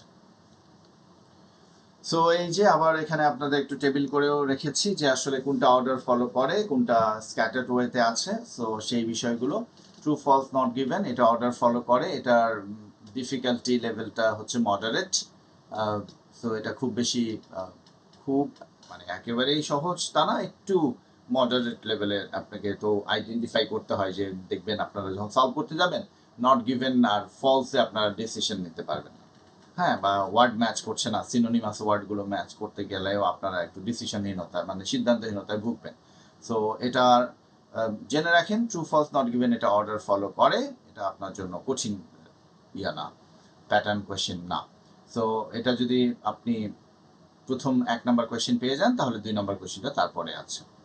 মাল্টিপল চয়েস এটাও অর্ডারে থাকে, এটা একটু মাল্টিপল চয়েসটা আপনাকে 4টা থেকে অপশন আপনাকে সিলেক্ট করতে হয়, চুজ করতে হয়, এটা ডিফিকাল্টি লেভেলটা একটু হাই। সো খুব হাই না, আপনারা তো মনে করেন খুব ডিফিকাল্ট ধরে নেন, বিষয়টা ডিফিকাল্ট, আমি ক্যাটাগরাইজ করার চেষ্টা করেছি। তো এখানে আপনাকে কি করতে হবে, আপনাকে কিওয়ার্ডগুলোকে আপনাকে মূল চালিকা শক্তি হিসেবে আপনাকে লোকেশনটা বের করতে হবে, এবং কিওয়ার্ডে কি বলছে, কোয়েশ্চেনে কি বলছে, এটা বুঝে অ্যান্সার করতে হবে। গ্যাপ ফিল এটা খুবই একদম ইজি, আপনি একটা গ্যাপ পেয়ে গেলে তারপরে ধারাবাহিকভাবে একেবারে 4-5টা গ্যাপ থাকে, এটা খুব একটু খেয়াল করলেই আপনার লোকেশনটা পেতে হবে। টেবিল কমপ্লিশন বা গ্যাপ ফিলের যে ব্যাপারটা, এটা আপনার লোকেশনটা খুঁজে বের করতে হবে। এটা লোকেশনটা খুঁজে পেলে এটা তো ইন অর্ডারে এটা যায়, এবং এটা আপনি একেবারে ওয়ার্ডগুলো তো ওখানকার টেক্সটের অ্যান্সারগুলো যেটা হবে সেটা টেক্সটে অবশ্যই উপস্থিত থাকতে হবে, সেই টেক্সটের বাইরে এমন কোনো সিনোনিমাস ওয়ার্ড আসবে না। যদি হ্যাঁ কোয়েশ্চেনে কখনো ইনস্ট্রাকশন এভাবে দিয়ে দেয়, একটা টেবিলে কিছু ওয়ার্ড দিয়ে দেয়, যে বলে যে এই ওয়ার্ডগুলোকে তুমি এই গ্যাপে ফিল করো বাই রিডিং দ্য প্যাসেজের ইনফরমেশন বেস করে, তখন কি করতে হয়, তখন ওই ফিল ইন দ্য গ্যাপসে আপনার টেক্সট থেকে নিয়ে ওই শব্দগুলোকেই করতে হয়, তারপর ওই শব্দের সাথে ম্যাচ করে আপনার যে লিস্ট অফ যে ওয়ার্ডস দেয়া থাকে সেই ওয়ার্ডের সাথে যেটা ম্যাচ করে সিনোনিমাস ওয়ার্ড, সেগুলোকে আপনার চুজ করতে হয়, ওই ওয়ার্ড যেটা টেক্সটের ওয়ার্ড আছে সেই ওয়ার্ডটাকে রিপ্লেস করে এটা দিতে হবে। এগুলো থেকে আসবে অ্যান্সার, টেক্সটের ওয়ার্ডটা তখন সেই ক্ষেত্রে অ্যান্সারটা হয় না। কিন্তু মোস্ট অফ দ্য কেসেসে গ্যাপ ফিলটা থাকে, এটা খুব একটা ইজি একটা কোয়েশ্চেন প্যাটার্ন, এবং এটা লোকেশনটা বের করতে পারলে আপনি মোটামুটি 1-2 প্যারা, মোস্ট অফ দ্য কেসেসে ওই 1 প্যারার মধ্যেই এটা থাকে। কিছু কিছু কেসেসে আমরা পাই যে এটা 2 প্যারা পর্যন্ত কন্টিনিউ করে এই আনসারটা। ওকে, ম্যাচিং হেডিং এটা স্ক্যাটার্ড ওয়েতে থাকে, হ্যাঁ, এটা স্ক্যাটার্ড ওয়ে, ম্যাচিং হেডিং যেটা ম্যাচিং ইনফরমেশন এটাও আপনার স্ক্যাটার্ড ওয়েতে থাকে। সো এইগুলো আপনার একটু হাই, এবং এটা থার্ড প্যাসেজে বেশি থাকে এগুলো, সেকেন্ড প্যাসেজ থেকে শুরু হয় ম্যাচিং হেডিং, থার্ড প্যাসেজ কখনোই দেখবেন ফার্স্ট প্যাসেজটা ম্যাচিং হেডিং থাকে না। যদি দেখেন যে কোয়েশ্চেন প্যাটার্নটা ম্যাচিং হেডিং ফার্স্ট প্যাসেজে দেওয়া আছে, তার মানে আপনাকে ওই প্যাসেজটাকে ভালোভাবে ডিল করতে হবে, বা ওটাকে চাইলে আপনি একটু পরে পড়তে পারেন আগে অন্য কিছু, তাহলে আপনার কোয়েশ্চেন প্যাটার্ন দেখে কিন্তু আপনাকে বুঝতে হবে, আপনাকে ডিসিশন নিতে হবে যে আপনি কোনটা কিভাবে করছেন, এই একটা বিষয়। আর আলসে আমি সাজেস্ট করি ধারাবাহিকভাবে অ্যান্সার করে যাওয়াটাই বেটার। হ্যাঁ, বিশেষ সিচুয়েশনে আপনাকে বিশেষভাবেই ডিল করতে পারেন, তবে প্র্যাকটিস করে আমরা তো এখন আপনারা প্র্যাকটিস শুরু করবেন, আপনারা 15 দিন প্র্যাকটিস করেন এভাবে, নিজেদেরকে ক্যামব্রিজের বইগুলো থেকে আপনারা প্রত্যেক দিনই একটা করে চেষ্টা করবেন একটা করে প্যাসেজ সলভ করার। হ্যাঁ, তাহলে আপনারা যদি 15 দিন, তা 15 দিনে আপনার 15টা টেস্ট আপনি দিয়ে দেন, মানে 4টা বই আপনার ক্যামব্রিজের আইএলটিএস শেষ হবে রিডিং প্যাসেজ প্র্যাকটিস করা। এরপরে আমরা চলে যাব আমাদের টেস্টে, মক টেস্টের দিকে। তখন দেখবেন আপনি নিজেকে একটু তৈরি করতে পারলে মক টেস্টে যে ফিডব্যাকগুলো আপনাকে অনেক বেশি হেল্প করবে। হ্যাঁ, সো এখন থেকে আপনাদেরকে করণীয় বিষয়গুলো একটু আপনারা অ্যাক্টিভ হওয়ার চেষ্টা করবেন এবং সিনসিয়ারলি কাজগুলো করবেন। বিষয়টা দেখবেন যে আইএলটিএসটা খুব কঠিন লাগবে না। কিন্তু আপনি কাজগুলো যদি নাই করেন, না করতেই থাকেন, তাহলে একই কাজ হবে। একই কাজ করে ভিন্ন ফলাফল তো আপনারা আশা করতে পারেন না। তাহলে আমরা মাঝখানে একটা গ্যাপ, আমরা 7 দিনের বেশি গ্যাপ নিয়েছি, অনেকের এক্সাম ছিল। এখন আবার আমরা ফিরে আসি। এই মাসের মধ্যে আমরা যদি এই বিষয়টাকে ফিক্স করে ফেলতে পারি, কিছু যাদের আপনাদেরকে সবসময় বলেছিলাম, লিসেনিং গ্রুমিংটা কখনোই বাদ দিবেন না। লিসেনিং গ্রুমিংটা আপনার কি করবে, আপনাকে নারিশ করবে, আপনার ব্রেইনটাকে ইংলিশের সাথে কানেক্ট করবে। এটা এক্সপিরিয়েন্স এবং এটার যে আপনার কম্পিটেন্স লেভেলটাকে ধীরে ধীরে গ্র্যাজুয়ালি বাড়াবে। একদিনে তো কোনো কিছু ফিক্স করা যায় না। একটা হ্যাবিট চেঞ্জ করা, আন্ডারস্ট্যান্ডিং চেঞ্জ করা, আপনার তার সাথে সম্পর্ক এবং পরিচিতি ঘটানো। তো আপনি যত বেশি রেগুলার বেসিসে যারা লিসেনিং গ্রুমিংটা করছেন, তাদের ইংলিশের আউটপুটটা খুব ভালো হবে, চমৎকার হবে, এবং আপনি দেখবেন আরও 1 মাস পরে আপনি আরও কমফোর্টেবল, আরও কনফিডেন্ট ফিল করছেন। তো এখন থেকে রেগুলার কাজগুলো করতে থাকেন। আপনারা হয়তো কাজ করছেন, 7 দিন পরে আপনি বলছেন যে কই আমার তো কিছুই চেঞ্জ হচ্ছে না, কিছুই ইমপ্রুভ হচ্ছে না। সো এটা এত অল্প সময়ের মধ্যে সেটেল ফিক্স হওয়ার জিনিসটা, ইট টেক্স টাইম। এটাকে সময় লাগে, সময় দিতে হবে। হ্যাঁ, একটা মানে বাগানের মতো আপনাকে গাছে পানি দিতে হবে, অপেক্ষা করতে হবে কবে চারা মাথা তুলে আসবে। যখন আসবে তখন তার সৌন্দর্যে দেখবেন আপনি একটু করে ইমপ্রুভ করতেছেন, তো ওটা আপনাকে মোটিভেট করবে। হ্যাঁ, সো এই জন্য আপনাকে আগে অবশ্যই যত্ন করতে হবে, নিজেকে যত্ন করতে হবে, ইংলিশের সাথে আপনাকে সম্পৃক্ত থাকতে হবে। সো যেটা আমার সাজেশন, আপনারা ম্যাচিং হেডিং এবং ম্যাচিং ইনফরমেশন এটা আরও প্র্যাকটিস যখন করবেন, তখন আপনি আপনারটা ফিক্স করে ফেলতে পারবেন। সবার জন্য ভ্যারি করবে, প্রত্যেকটা স্টুডেন্ট, একজন স্টুডেন্ট থেকে আরেকজন স্টুডেন্ট আলাদা, আপনার স্ট্র্যাটেজি আলাদা হতে পারে, সেটা আমি দেখে দিব। কিন্তু ওভারঅল এটা হচ্ছে ইন জেনারেল কেসে আমি এটা লিস্ট করেছি যে আপনারা এই কোয়েশ্চেন প্যাটার্নটা শেষের দিকে রাখতে পারেন। ওকে, সো এবার আমরা যেটা যাব, ফার্স্ট কি করব, আমরা ভিজুয়াল অ্যাঙ্কার। হ্যাঁ, অ্যাঙ্কার যেটা, ভিজুয়াল অ্যাঙ্কার কি, আমি যে ওয়ার্ডগুলো দেখছি, হ্যাঁ, so always search for the hardest keywords first. Hardest যেটা, যে আপনি দেখছেন যে শব্দটা, ওই শব্দটা দেখবেন সহজে 1-2 বার ইউজ করা হয়, আর খুব বেশি রিপিটেশন হয় না ওয়ার্ডে। তাহলে যেগুলো কোয়েশ্চেনে দেয়া থাকে সেই ওয়ার্ডগুলো আপনি যখন পাবেন, লোকেশনটাও বা ম্যাক্সিমাম 2টো প্যারাগ্রাফে এটা ক্যারি করতে পারে, ওই নাম বা ওই টাইপের ইনফরমেশন, হ্যাঁ, ওই প্যাটার্নের ওয়ার্ড। সো হার্ডেস্ট কিওয়ার্ডগুলো আগে খুঁজে বের করবেন, এটা হয়ে যাবে। আর কি কি কিওয়ার্ড, হার্ড কিওয়ার্ডগুলো যেগুলো মানে একদম কনক্রিট দেখা যায়, যেটা হ্যাঁ হার্ড মানে কঠিন বিষয় এটা না। এটার ক্ষেত্রে আপনাকে খেয়াল রাখতে হবে ডেটগুলো, আপনার নাম্বার, সংখ্যা, প্রপার নাউনগুলো, যেমন professor Smith, technical term, synthesis বা এইরকম আরও অনেক ধরনের, আর্কিওলজি বা এই ধরনের যে টার্মগুলো আছে, টেকনিক্যাল টার্ম, ক্যাপিটাল লেটার্সগুলো খুঁজে বের করবেন, পার্সেন্টেজ এগুলোকে আন্ডারলাইন করবেন, ইটালিক একটু বাঁকানো ভাবে আছে এটাকে আন্ডারলাইন করবেন, এই শব্দগুলোকে আপনারা আন্ডারলাইন করে ফেলবেন। এগুলো খুব সহজেই ভিজুয়াল একটা ডিফারেন্স তৈরি করে টেক্সটের মধ্যে, এবং এটা সহজেই চোখে পড়ে। তাহলে এগুলোকে আপনারা আইডেন্টিফাই করে ফেললেন। কোয়েশ্চেনে যদি এই ধরনের কোনো শব্দের সাথে ম্যাচ করে, এই জায়গাগুলোকে লোকেট করে রাখার চেষ্টা করবেন। ওকে, সফট কিওয়ার্ডস যেগুলো কমন, যেমন ধরেন যে টপিক নিয়ে লিখেছে, keywords like environment, government, verb and adjectives like important, changed, এটা প্যারাফ্রেজ করা যায় এসেনশিয়াল দিয়ে, মডিফাই দিয়ে, এগুলো এই শব্দগুলো প্যারাফ্রেজ হয়। আপনি বুঝবেন যে আপনার যে অ্যান্সারটা হবে এটা কিন্তু প্যারাফ্রেজ হবে না, অ্যান্সারের যে ওয়ার্ডটা সেটা প্যারাফ্রেজ হবে না, কিন্তু আশেপাশের সেন্টেন্সগুলো, আশেপাশে অ্যাডজেক্টিভগুলো, এগুলো আপনাকে প্যারাফ্রেজ করে টেক্সটে যেটা কোয়েশ্চেনে যেটা বলেছে এবং টেক্সটে যে থাকবে, দেখবে যে সেন্টেন্সের আরেকভাবে প্যারাফ্রেজ। আপনারা তো অলরেডি প্যারাফ্রেজ সম্পর্কে জানেন, যে নিজের মতো করে আপনি যেই ওয়ার্ডগুলো থাকে সেটাকে আপনি চেঞ্জ করে আপনার মতো করে সেটাকে উপস্থাপন করা। তো কোয়েশ্চেনের স্টেটমেন্ট যেটা থাকবে আর টেক্সটের স্টেটমেন্ট আশেপাশে মিলবে না, কিন্তু আপনার যেটা অ্যান্সার হবে এটা হুবহু আপনার টেক্সট থেকে আপনাকে এক্সট্রাক্ট করতে হবে। When a question doesn't have a hard keyword মানে যদি এমন থাকে কখনো কোয়েশ্চেনের মধ্যে এই না মানে শালগুলো না নিয়ে প্রশ্ন নাই বা প্রপার নাউন নিয়ে প্রশ্ন নাই, you must search for the function of the information, searching for reasons. যেমন ধরেন যদি কোয়েশ্চেনে আপনাকে কারণ জানতে চায় বা কোনো কিছু রেজাল্ট ফলাফল কি হলো এই ব্যাপারগুলো, তো আপনি সেখানে কি খুঁজবেন? এখানে অবশ্যই যদি কারণ ব্যাখ্যা করতে হয় আমরা সেখানে কমপ্লেক্স সেন্টেন্সগুলো আমাদেরকে এগুলো করে ডিটেইলিং করে। কমপ্লেক্স সেন্টেন্সের সাবঅর্ডিনেটিং কনজাংশনগুলো আপনারা পড়েছেন বাই দিস টাইম, তাহলে গ্রামারের আন্ডারস্ট্যান্ডিং দিয়েও কিন্তু আপনি খুব ভালোভাবে সেন্টেন্সগুলোকে বুঝতে পারবেন এবং টেক্সটটাকে ধরতে পারবেন। সেক্ষেত্রে আপনি কারণের ক্ষেত্রে কি কি ঘটেছে কেন ঘটেছে সেগুলো আপনার সাবঅর্ডিনেটিং কনজাংশন হচ্ছে এই ধরনের বিকজ থাকবে, due to, since, as a result of, আপনার ফ্রেজ দিয়ে যদি থাকে the cause of, stemmed for, from, stem from কোথা থেকে এসেছে এই ধরনের। ওকে, সো এগুলো যখন আপনি খুঁজবেন ওয়াই, তাহলে আপনি অবশ্যই যে কোলনগুলো এগুলো, এটাও একটা আপনার পাংচুয়েশন মার্কস এগুলো ব্যাখ্যা করে, কোলন দিয়ে সেখানে ব্যাখ্যা করে, which often precede and explanation. কোনো কোলন যে থাকে এই কোলনটা কেন দেই আমরা, কোনো কিছুকে যখন আমরা এক্সপ্লেইন করি, এলাবোরেট করি, তখন আমরা এই কোলনটা ইউজ করি।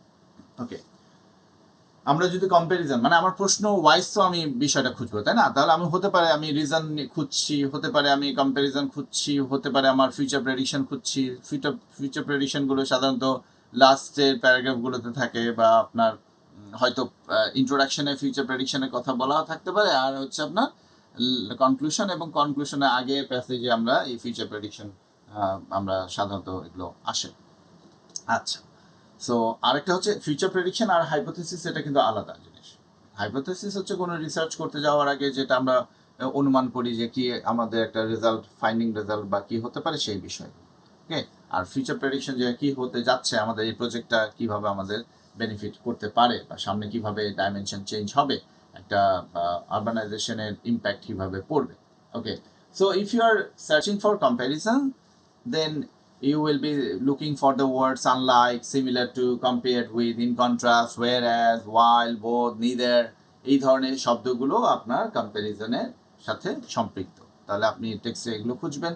Scan for words ending in er, যেমন ধরেন ফাস্টার, বেটার, স্ট্রঙ্গার, মোর, এই ধরনের ওয়ার্ডগুলো যে আমরা করি, মোর বিউটিফুল, মোর ইন্টেলিজেন্ট। তাহলে কম্প্যারিজন যে ব্যাপারগুলো, আপনি যদি কম্প্যারিজন খুঁজেন বা কম্প্যারিজনের বিষয়গুলো আপনাকে প্রশ্ন করে, তাহলে আপনি এই ধরনের স্ট্র্যাটেজি আপনাকে সেট আপ রাখতে হবে যে আপনি কি খুঁজছেন, হ্যাঁ, ওয়ার্ডগুলো কেমন থাকবে আর এই যে কম্পারেটিভ যে ব্যাপারগুলো সেটা কেমন থাকে সেটা আপনার জানেন।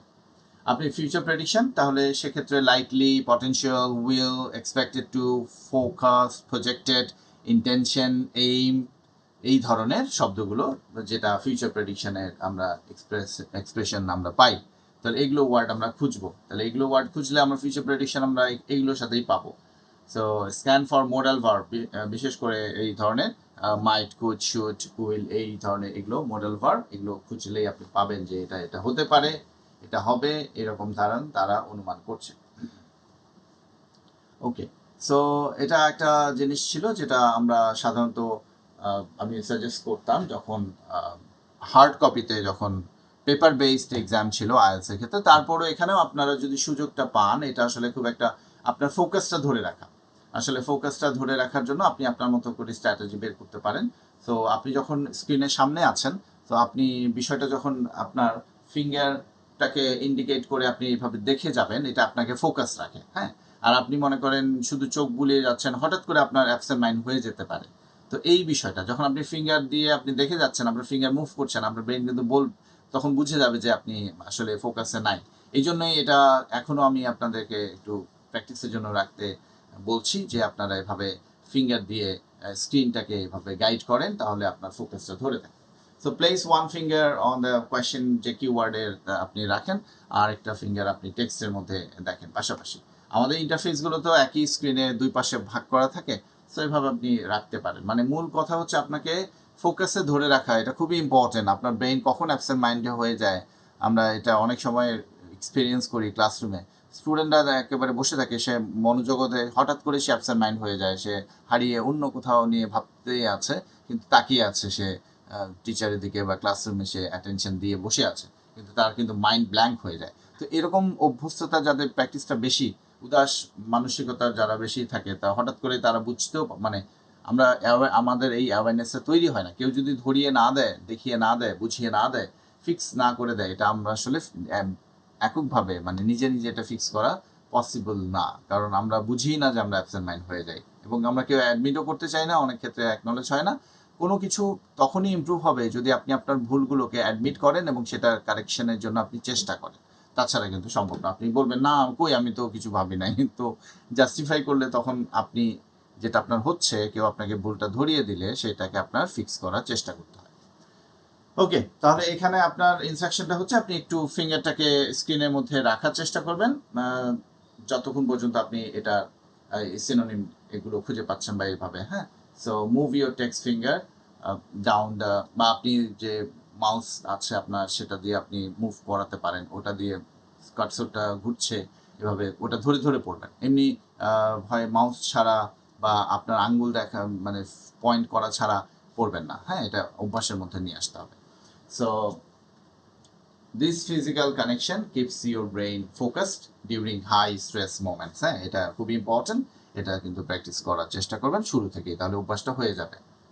নাহলে অনেক যখন এক্সাম হলের যে প্রেশার, এক্সাম হলের যে টেনশন, যে এনভায়রনমেন্ট, ওটা অনেক কিছু আপনাকে একদম মানে ইভেন আপনি আপনার নামটাও মনে করতে পারবেন না, এরকম অনেক সময় অনেকের ক্ষেত্রে হয়ে যায় যাদের এক্সামে ফোবিয়া থাকে। হ্যাঁ, তো সে এক্সাম হলে গেলে সে কোনো কিছু বুঝতে পারে না সে কোথায় আছে। তো এইরকম বিভিন্ন স্ট্রেস মোমেন্টে আপনাকে তো ডিল করতে হবে, আপনাকে তো এই ব্যাটেল ফিল্ডে আপনাকে ফাইট করতে হবে। তো সেইখানে আপনাকে ফোকাস রাখার জন্য this are the techniques and you need to apply, you should develop this habit in you, তাহলে আপনার এটা স্ট্রেস ম্যানেজমেন্টের এটা একটা হ্যাক, এটা আপনি ডিল করতে পারবেন। Okay, so identifying the pivot, pivot মানে যখন ট্রানজিশন হয়, আরেকটা সুইচ, আরেকটা আর্গুমেন্টে যখন সুইচ করছে, আরেকটা জায়গায় যাচ্ছে। So when searching for answers in true false not given, multiple choice look for contradiction markers, যেমন ধরেন however, although, despite, on the other hand, এরকম যখন মার্কারগুলো আসে না, আগে যা বলছে সেটা একেবারে অপোজিট হয়ে যায়, উল্টে যায়, বুঝতে পেরেছেন? হাওয়ার আসলেই সেটা আপনার স্টেটমেন্টটা উল্টে যাবে। তো এই বি ভেরি কশাস অ্যান্ড কেয়ারফুল যে আপনি হাওয়ার আসছে কিনা, পরে আরেকটু পরে পরে কোনো এটাকে অল্টার করছে কিনা, মানে রাইটার যেটা বলছে বা রিসার্চার যেটা বোঝাচ্ছে তারপরে কি কোনো রকমের ওই স্টেটমেন্টটা পরে হাওয়ার দিয়ে আসছে কিনা, বা এখানে অলদো আছে কিনা, বাট আছে কিনা, হ্যাঁ, ডেসপাইট আছে কিনা, অন দি আদার হ্যান্ড আছে কিনা, তাহলে সেটা কিন্তু অপোজিট হয়ে যায়, এটা মাথায় রাখবেন। সো এই পিভট যেটা মানে অন্য একটা ইস্যুতে চলে যাচ্ছে সেটা খেয়াল রাখবেন। The answer is almost always located immediately after these words because they signify a change in the author's argument. তাহলে এগুলো খেয়াল করবেন। হ্যাঁ, এগুলো কিন্তু আপনার পিভট এবং এই সাইনপোস্টগুলো খেয়াল করার জিনিস। যেমন ধরেন আমরা যদি এখন একটু দেখি the future of renewable infrastructure, আমরা এটা একটা টেক্সট দেখছি যে the transition to wind energy has faced significant hurdles, primarily concerning the monetary investment required for offshore turbines. While initial projections suggested a stable budget, recent reports indicate the expenditure has spiraled due to the rising price of raw steel. Consequently, the profit margins for energy firms have shrunk considerably over the last fiscal year, leading to a temporary halt in new construction project. এখানে কোনো রকমের আমাদের রাখি নাই যে এখানে সাল বা কোনো টাকা বা এরকম সাইনগুলো, যেটা হার্ড যেটা বলেছিলাম সেই বিষয়গুলো, হার্ড ওয়ার্ড সেগুলো নাই, কন্টেন্ট ওয়ার্ড। কোয়েশ্চেন আপনাকে বলেছে there has been a notable decrease in the earnings of energy companies. There has been a notable decrease, তাহলে এই স্টেটমেন্টটা কি ট্রু নাকি ফলস নাকি সেটা নট গিভেন। ওকে, সো সেই জায়গাটা আপনাকে বলতে শুরুর দিকে আপনি খেয়াল করে দেখেন কি হয়েছে concerning the monetary investment required for offshore turbines, তাই না? তো সেই বিষয়টা আপনি বুঝতেই পারছেন যে এখানে এখন দেখেন যে আমরা যদি স্ক্যান করে ফেলতাম এখানে যে কি করতে হচ্ছে আপনাকে এখানে আর্নিং এর, আপনি এই কোয়েশ্চেনটাকে এখানে কি দেখবেন, আপনি দেখছেন যে কোয়েশ্চেনে অ্যাঙ্কার কি, এখানে আর্নিং নিয়ে এনার্জি কোম্পানিজ।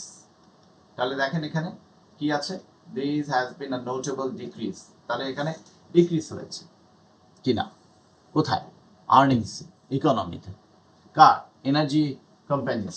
তাহলে এই কিওয়ার্ডসটা আপনাকে এখানে ম্যাচ করতে হবে। তো যখন এটা ম্যাচ করতে যাবেন, অবশ্যই আপনি এখানে এস প্যাটার্নে যদি ঘোরান, তাহলে মানি এবং বিজনেস এইটুকু জায়গায় আপনি খেয়াল করবেন। Student pens should hit the words monetary investment, তাহলে আমরা এখানে মূল জায়গা কি, মানির সাথে রিলেটেড যেটা, সেখানে আমরা লোকেশনে যাব। এখানে এক্সপেন্ডিচার কি বলেছে অ্যান্ড প্রফিট মার্জিন কি বলেছে, তাই না? তাহলে এখানে মানি প্যারাগ্রাফ, এখানে আমরা তো এই প্যারাগ্রাফটা দিয়েছি, তাহলে মনিটরি যেখানে বোল্ড করে রেখেছি, আপনি খেয়াল রাখেন। তাহলে কি indicates, recent reports indicate that expenditure had spiral due to the rising price. Spiral হয়ে গেছে, স্পাইরাল কিভাবে ঘুরে ঘুরে নিচের দিকে চলে গেছে, স্পাইরাল এখানে। তো সেই জিনিসটা তাহলে আপনি বুঝতেই পারছেন যে আমি যে হেড ওয়ার্ডগুলো কিভাবে দেখছি এবং আমাকে কোনটা বের করতে হবে। তো সেখানে আপনি যখন দেখছেন লোকেশনটা কোথায়, লোকেশন আপনাকে কি বলছে এখানে। সো স্পেসিফিক রিকোয়ারমেন্ট যে কোয়েশ্চেন দেখতে হবে আপনাকে, অ্যানালিসিসটা খেয়াল করেন। Question is not just asking about money, it is asking about the direction of the money. হ্যাঁ, তো কোয়েশ্চেনে বলতেছে নোটেবল ডিক্রিজ, স্টুডেন্ট নো যে downwards movement in the text, এটা খেয়াল করবে, তাই না? তো downwards movement in the text এইখানে ক্ষেত্রে সেই জায়গায় আপনাকে কি করতে হবে, যে আপনি আর্নিংস কোয়েশ্চেন ওয়ার্ডে পেয়েছেন, আর্নিংস পেয়েছেন, কোয়েশ্চেন ওয়ার্ডে পেয়েছেন নোটেবল ডিক্রিজ পেয়েছেন, টেক্সটে কি করেছে, শ্রাঙ্ক কনসিডারেবলি, শ্রাঙ্ক। আরেকটা সেন্স আপনি যদি খেয়াল করতে পারতেন, স্পাইরাল যে ব্যাপারটা হয়, এটা মনে করেন যে ঘূর্ণন ব্যাপারটা এটা নিচের দিকে নিয়ে যায়। আপনি যখন বিভিন্ন ধরনের সমুদ্রের মধ্যেও যদি কোনো রকমের একটা ঘূর্ণন দেখতে পান, ওটা নিচের দিকে, আপনি ওখানে পড়ে গেলে, ওই বাঁকে পড়ে গেলে আপনাকে নিচের দিকে নিয়ে আসে। তো আবার টেক্সটে বলেছে শ্রাঙ্ক, শ্রাঙ্ক মানে কি, শ্রিঙ্ক, শ্রাঙ্ক, শ্রাঙ্ক, শ্রিঙ্ক করা, ছোট হয়ে আসা। তাহলে ছোট হওয়া, আর ডিক্রিজ করা মানে ছোট হওয়া, ইনক্রিজ মানে বড় হওয়া। তাহলে এখানে আপনার কি যাচ্ছে, profit margins have shrunk considerably. The question says notable decrease in earning. তাহলে আপনি এখন আবার টেক্সট আমরা যে অ্যানালিসিস গুলো করলাম, এবার আপনি খেয়াল করে দেখেন, এখানে আপনি এখন পড়েন, দেখবেন আপনি বুঝতে পারছেন। তাহলে আমি কিন্তু এখানে হাইলাইট করে রেখেছিলাম, তাহলে আপনাকেও কিন্তু এইরকম ভাবে ওয়ার্ড গুলোকে হাইলাইট করার অভ্যস্ততায় নিয়ে আসতে হবে। তাহলে আপনাকে কোয়েশ্চেন কি বলেছিল, কোয়েশ্চেনে আপনি আন্ডারলাইন করেছেন যেটা আমি বলেছি, যে নোটেবল ডিক্রিজ, এখানে এখানে কি হয়েছে, এনার্জি কোম্পানিগুলোকে আর্নিং এ ডিক্রিজ হয়েছে কিনা, তাই না? তাহলে সেখানে আপনার প্রথমেই আমরা যখন পড়ছিলাম যে কি হচ্ছে এনার্জি ফেস, আপনি তো পুরো ওয়ার্ড বাই ওয়ার্ড আমি যেভাবে পড়ে দিয়েছি আপনি তো এভাবে পড়বেন, আপনি চোখটা বুলিয়ে, যে monetary investment money related required offshore turbine while initial projection suggested, এখানে আপনি চোখ বুলাচ্ছেন দ্যাট এক্সপেন্ডিচার আছে হ্যাজ স্পাইরালড। তারপর আপনি বলছেন কনসিকুয়েন্টলি ফলাফলে কি হচ্ছে, প্রফিট মার্জিন কি হচ্ছে, ফার্মগুলো এনার্জি ফার্ম। তাহলে এখানে দেখেন এনার্জি ফার্ম, এই যে খেয়াল করেন এনার্জি ফার্মস, আর এখানে এনার্জি কোম্পানিজ, এখানে কিন্তু এই জায়গাটা ফার্মটা রাখেনি, আপনি মিলাতে পারবেন না। তাহলে এখানে বলেছে হ্যাভ শ্রাঙ্ক, তাহলে এনার্জি কোম্পানি ফার্মের এটা শ্রাঙ্ক করেছে কনসিডারেবলি, এখানে বলেছে নোটেবল ডিক্রিজ, আর এখানে বলেছে কনসিডারেবলি, এখানে শ্রাঙ্ক করেছে। বুঝতে পেরেছেন? এটা হুবহু ওয়ার্ড এটা মিলবে না, মানে ওয়ার্ড টেক্সটে যেটা থাকবে এবং কোয়েশ্চেনে যে নোশনে যেটা থাকবে প্রশ্নে, সেখানে প্যারাফ্রেজ করা থাকবে। এটা আপনাকে অবশ্যই মনে রাখবেন, এটা ধারাবাহিকভাবে আপনি আনসারটা খুঁজে পাবেন, কিন্তু প্রশ্নের সাথে আপনি টেক্সটের প্যারাফ্রেজ পাবেন বা সিনোনিমাস ওয়ার্ডগুলো কিভাবে খেয়াল করেন, এখানে ইউজ করা হয়েছে। আপনার হয়ে গেল in over the last fiscal year. তাহলে এটা যদি মিলে যায়, একদম সবকিছু মিলে গেছে, তাহলে ডিক্রিজ হয়েছে মানে shrunk, notable decrease, shrunk considerably, earnings of energy companies, ওখানে বলেছে যে প্রফিট মার্জিনই তো আর্নিং, তাই না? তো এই বিষয়টাও এইভাবে যত প্র্যাকটিস করবেন না, তো আপনার আইডিয়া ডেভেলপ হয়ে যাবে। যখন এইভাবে 3-4টা পরীক্ষা দিতে থাকবেন বা প্র্যাকটিস করবেন, তখনই এই যে প্রফিট মার্জিনের ক্ষেত্রে আপনি বুঝতেই পারতেছেন, একটা কোম্পানির প্রফিট মার্জিন মানে হচ্ছে সেটা আর্নিং। তো এই ধরনের প্র্যাকটিস করতে করতে দেখবেন আপনার ভোকাবুলারি স্টক অনেক ইমপ্রুভ হয়ে গেছে, আন্ডারস্ট্যান্ডিং অনেক বেড়ে গেছে। সো এটা ভয় পাওয়ার কিছু নাই, এবং এটা অনেক ভালো আপনাকে সামনে আরো বেশি এক্সপার্ট লেভেলে নিয়ে যাওয়ার জন্য আমরা এই ক্লাস আপনাকে অনেক গাইড করবে, হ্যাঁ, অনেক ভূমিকা রাখবে। এবং আপনি যখন প্র্যাকটিসে করবেন দেখবেন যে আপনার কনফিডেন্স লেভেল অনেক বেড়ে যাবে। প্র্যাকটিস করতে হবে। আপনি প্র্যাকটিস করা ছাড়া শুধু ক্লাস আপনাকে কোনো কিছুই আপনাকে দিতে পারবে না, ইমপ্রুভমেন্ট দিতে পারবে না। কারণ ওটা শুধু একটা ভালো লাগা ভাব থেকে যাবে, হ্যাঁ আমি তো বুঝেছিলাম, কিন্তু ওটার এক্সিকিউশন ছাড়া ওটা আপনি পারদর্শিতা নিয়ে আসতে পারবেন না। ওকে, চলেন তাহলে আমরা এই কোয়েশ্চেনে আমরা বিষয়টা দেখলাম, তাহলে অ্যান্সারটা ট্রু হলো, আপনারা নিশ্চয়ই বুঝতে পেরেছেন। The biggest mistake is searching for the exact word. আপনি যদি এক্সাক্ট ওয়ার্ডটা খুঁজতে যেতেন, এক্সাক্ট ওয়ার্ড পেতেন না, তখন আপনার প্যানিক হয়ে যেতেন। হ্যাঁ, তো এটা খুবই লিমিটেড স্কিলের স্টুডেন্টের ক্ষেত্রে এমন হয় যে তারা ওয়ার্ড বাই ওয়ার্ড মেলাতে চায়। কিওয়ার্ডস এখানে যারা কিওয়ার্ডস মিলিয়ে অ্যান্সার খুঁজেন বা শর্টকাটে 4-5 মিনিটেই 7 পাওয়ার টেকনিকে কথা বলে যে কিওয়ার্ড ধরে আপনি টেক্সটে খুঁজবেন। তো কিওয়ার্ড আপনার কিছু কিছু কোয়েশ্চেন প্যাটার্নে আপনি এক্সাক্ট কিওয়ার্ড পাবেন না, তখন সেক্ষেত্রে আপনার কি হবে, তখন আপনাকে এটার প্যারাফ্রেজটা জানতে হবে এবং আপনার অনেক ক্ষেত্রে থিমটাকে বুঝতে পারতে হবে, যেটার ক্ষেত্রে হেডিং ম্যাচিং এর ক্ষেত্রে সেই ব্যাপারগুলো বেসিক লেভেলের স্টুডেন্ট সেগুলো অ্যান্সার করতে পারবে না। হ্যাঁ, সেজন্যই আপনার অন এন এভারেজ 5.5-6 এর বেশি রিডিং এ আমরা পাচ্ছি না, খুব কম পার্সেন্টেজ যেটা 7, 8, 7.5, 8.5 পাচ্ছে, তাই না? তো এই ধরনের কোয়েশ্চেন প্যাটার্ন, এই ধরনের আন্ডারস্ট্যান্ডিং আপনাকে ডেভেলপ করতে হবে। ওকে, সো কিওয়ার্ড ম্যাগনেটের যে বিষয়টা হচ্ছে, আপনাকে 2-3টা ওয়ার্ড আপনাকে কোয়েশ্চেন থেকে আন্ডারলাইন করতে হবে বা সিলেক্ট করতে হবে বা হাইলাইট করতে হবে। হতে পারে কিছু নেম, হতে পারে কিছু কনসেপ্ট, তাই না, যে ফিনান্সিয়াল ডেভেলপমেন্ট বলেন বা সাল বলেন, এই ধরনের থাকতে পারে। যেমন ধরেন কোয়েশ্চেনে দেয়া আছে what was the cost of the Apollo 11 mission. তাহলে খেয়াল করেন অ্যাপোলো 11 এটা তো হার্ড ওয়ার্ড, খুবই সহজে আপনি এটাকে খুঁজে পাবেন, তাই না? তো এই জায়গায় আপনার ব্রেন কি খুঁজবে, অ্যাপোলো 11 ইজি। তারপরে আপনার এখানে কস্ট বলেছে, তাহলে এখানে অবশ্যই প্রাইসের একটা সাইন আপনি খুঁজবেন, এক্সপেন্ডিচার খুঁজবেন, প্রাইস খুঁজবেন, সিনোনিমাস ওয়ার্ড কস্টের কি কি হতে পারে, এই ধরনের ব্যাপারগুলোই তো আপনি টেক্সটে খুঁজবেন। আচ্ছা, আর এস প্যাটার্নে যে মানে ঝাড়ু দেওয়ার মতো আপনি করছেন, আমরা যখন ঘর ঝাড়ু দিই আমরা তো একটা লাইন লাইন টেনে টেনে টেনে করি না, তাই না, যেভাবে আমরা সুইপ করি। Don't read left to right, move your eyes in an ace shape down the center of the column. If your Apollo 11 magnet does not click, your eyes move to the next paragraph. তাই না, ওখানে চুম্বকে ধরা পড়লো না, তারপর পরের প্যারাগ্রাফে যান, ওইখানে আছে, বা আরেক প্যারাগ্রাফে যান যেখানে এই অ্যাপোলো 11 চোখে ম্যাগনেটের মতো ধরে ফেলবে, সেই প্যারাগ্রাফে আপনি একটু করতে হবে লোকেশনটা বের করাটা ফার্স্ট ইম্পর্টেন্ট কাজ। ওকে, যখন লোকেশন বের করলেন তারপর না আপনি অ্যান্সারটাকে আপনি আইডেন্টিফাই করতে পারবেন বা ওটাকে অ্যানালিসিস করতে পারবেন বা ওটাকে জাস্টিফাই করতে পারবেন। So the two question buffer, always keep the keywords of 2 questions in your head. Why? If you are looking for question 4 and you accidentally see the answer to question 5, দেখতেই পারেন, হতেই পারে আপনি মানে যখন কোয়েশ্চেন পড়ে ফেলেছেন, কিওয়ার্ডস গুলো হাইলাইট করে ফেলছেন, তাহলে আপনি 5 নাম্বার কোয়েশ্চেনের অ্যান্সার তো আপনি যদি পেয়ে যান, সো আপনি 4 নাম্বার কোয়েশ্চেনটা স্কিপ করে যাবেন। এটার ফলে কি হবে, this prevents you from getting lost. তাহলে আপনি একটা পেলে ওটা তো অবলম্বন হয়ে থাকবে আপনার, তাহলে 4 নাম্বার কোয়েশ্চেন তার আগে আছে, ওটাকে আপনি পরে আরেকটু আগে যেটা পেয়েছেন সেটাতে আপনি সুইচ করেন, ওইটা অ্যান্সার আপনি ডিল করে ফেলেন।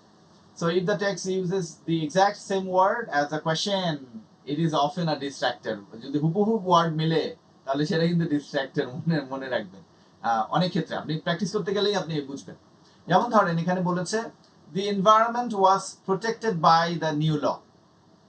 হ্যাঁ, আপনার এখানে টেক্সটে বলা আছে the environment in the office was very stressful. খেয়াল করেন ওখানে কিন্তু আপনাকে অন্যদিকে মিনিং কিন্তু আরেক দিকে ডাইভার্ট করে ফেলেছে। আপনি এনভায়রনমেন্ট মিলে গেছে, আর আপনি বলেছে একদম এটা তো আছে একেবারে, আপনি এটা ট্রু দিয়ে ফেললেন। So the word match but the meaning does not. Word match করলে কিন্তু মিনিং দেখেন কোন দিক দিয়ে কোন ওয়ার্ড দিয়ে, যেমন স্ট্রেসফুল দিয়ে এখানে পুরো ঘটনাটাকে গেমটাকে চেঞ্জ করে দিয়েছে।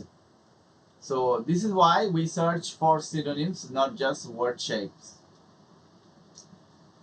আচ্ছা, পিভট ওয়ার্ড যেটা আপনার আরেক দিকে যাচ্ছে, আইডিয়া কথাবার্তা বলতে বলতে সে আরেকটা ডাইমেনশনের দিকে চলে যায়, সেই বিষয়গুলো আপনাকে খেয়াল রাখতে হবে। কন্ট্রাডিকশন মার্কার্স যেগুলো আপনার বলে হাউএভার, অলদো, নেভারদিলেস, মনে রাখবেন এই ধরনের পিভট আপনি যদি পান বা এই ধরনের মার্কার যদি পান, সাইনপোস্ট পান, তাহলে অ্যান্সারটা কিন্তু অধিকাংশ ক্ষেত্রে মোর দেন 90% ইয়েতে আপনি এখানে হাউএভারের পরে সেন্টেন্সটাতেই অ্যান্সারটা থাকে, নেভারদিলেসের পরে থাকে, অন দি কন্ট্রারি। এগুলো ইউজ করার উদ্দেশ্যই এটা, এবং এটার বেসিসেই কোয়েশ্চেন এক্সামিনাররা এভাবে করে থাকেন, সেট করে থাকেন। সো খেয়াল রাখবেন এটা। The answer often lives in the correction the author makes. এরপরে যেটা বলছে সে তারপরে তার চিন্তা হয়তো একসময় সে কলেজে এটা মনে করতো, বা তার ইউনিভার্সিটি থেকে তার ধারণাটা এভাবে ছিল, তার পরবর্তীতে তার এভাবে চেঞ্জ হয়েছে। নেভারদিলেস, অলদো, হাউএভার, এটা কিন্তু ডাইমেনশন চেঞ্জ করে, এটা মাথায় রাখবেন। So if you have scanned a paragraph twice and cannot find the answer, guess and move. সময় নষ্ট করবেন না। মনে করেন আপনি দেখছেন প্যারাগ্রাফটা পড়ছেন, কোয়েশ্চেনটাকে দেওয়ার চেষ্টা করছেন, ওখানেই থেমে আছেন, তখন আপনি আরেকটু সময় ওয়েস্ট করেন এবং অ্যান্সার খুঁজে না পান, ওটা কিন্তু আপনি প্যানিকড হয়ে যাবেন। যখনই আপনি দেখবেন কোনো রকম স্লাইটেস্ট সিমটম যে একটু অ্যান্সার পাওয়া যাচ্ছে না, আপনার কাছে পড়ে যতটুকু মনে হবে গেস করে আপনি সামনের দিকে চলে যাবেন, এবং ওটাকে একটা আপনি পয়েন্ট দিয়ে রাখতে পারেন, বা আপনি নিজেই খেয়াল রাখতে পারেন যে এই অ্যান্সারটা আমার একটু কনফিউশন, আমি সময় সুযোগ পেলে আবার আমি এটাকে চেক করব। সো এটা কোনো রকম একটা ডট দিয়ে রাখতে পারেন পাশে, বা মার্কার দিয়ে রাখতে পারেন, যেটা মার্কারে খুব বেশি সাইন করবেন, আপনি বুঝবেন। হ্যাঁ, তো সেই ক্ষেত্রে কখনোই কোনো কোয়েশ্চেনের অ্যান্সারকে বেশি গুরুত্ব দিবেন না। জীবনেও যেমন কাউকে খুব বেশি গুরুত্ব দিলে সেটাতেই অবসেসড হয়ে যায় মানুষ, সেখানে আপনাকে শুধু লাইফে না, এটা এক্সাম হলেও আপনি কোনো কোয়েশ্চেনের অ্যান্সার পাচ্ছেন না, সেই কোয়েশ্চেনকে আপনি আপাতত স্থগিত করেন, গেস করে ওটার অ্যান্সার যেটা মনে হয় সেটা লিখে আপনি সামনে এগোতে হবে। So remember, are not given answer is a ghost of the আইলস। কারণ নট গিভেন তো দেয়া থাকে না, ওটা খুঁজেই পান না আপনি, তো তখন যেটা এক্সিস্টই করে না ওটাকে খুঁজে পাবেন কিভাবে? যে আপনার জীবনে এক্সিস্ট করে না তাকে আপনি খুঁজতে গেলে তো খুঁজে পাবেন না, খুবই স্বাভাবিক। তো যে অ্যান্সার টেক্সটে দেয়া নাই, সেই অ্যান্সার আপনি যদি বারবার খুঁজতে যান, পাবেন না।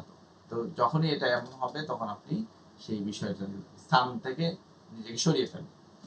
So if you search goals for 5 minutes, you have just killed your chances for the next 3 easy questions. এটা করবেন না।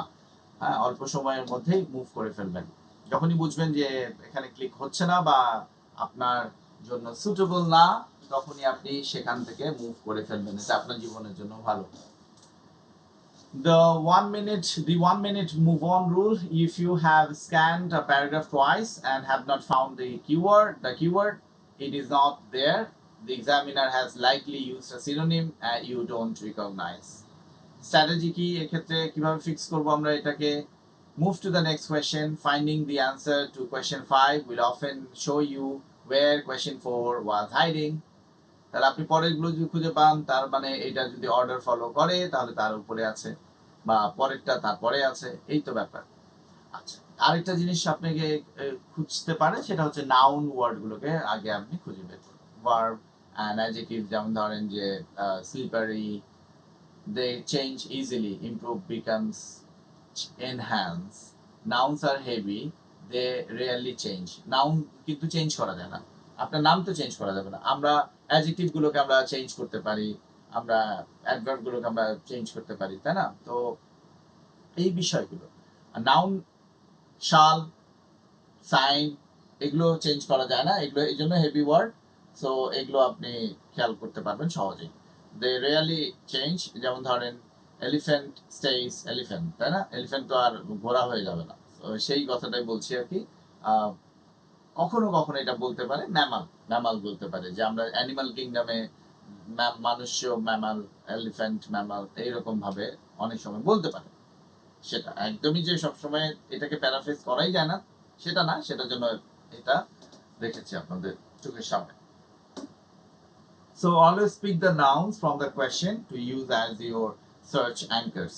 Anchors. নম্বর, এই প্যাটার্নটা একটু খেয়াল করেন যে আপনার লিঙ্গুইস্টিক সোয়াপসটা কিভাবে হয়।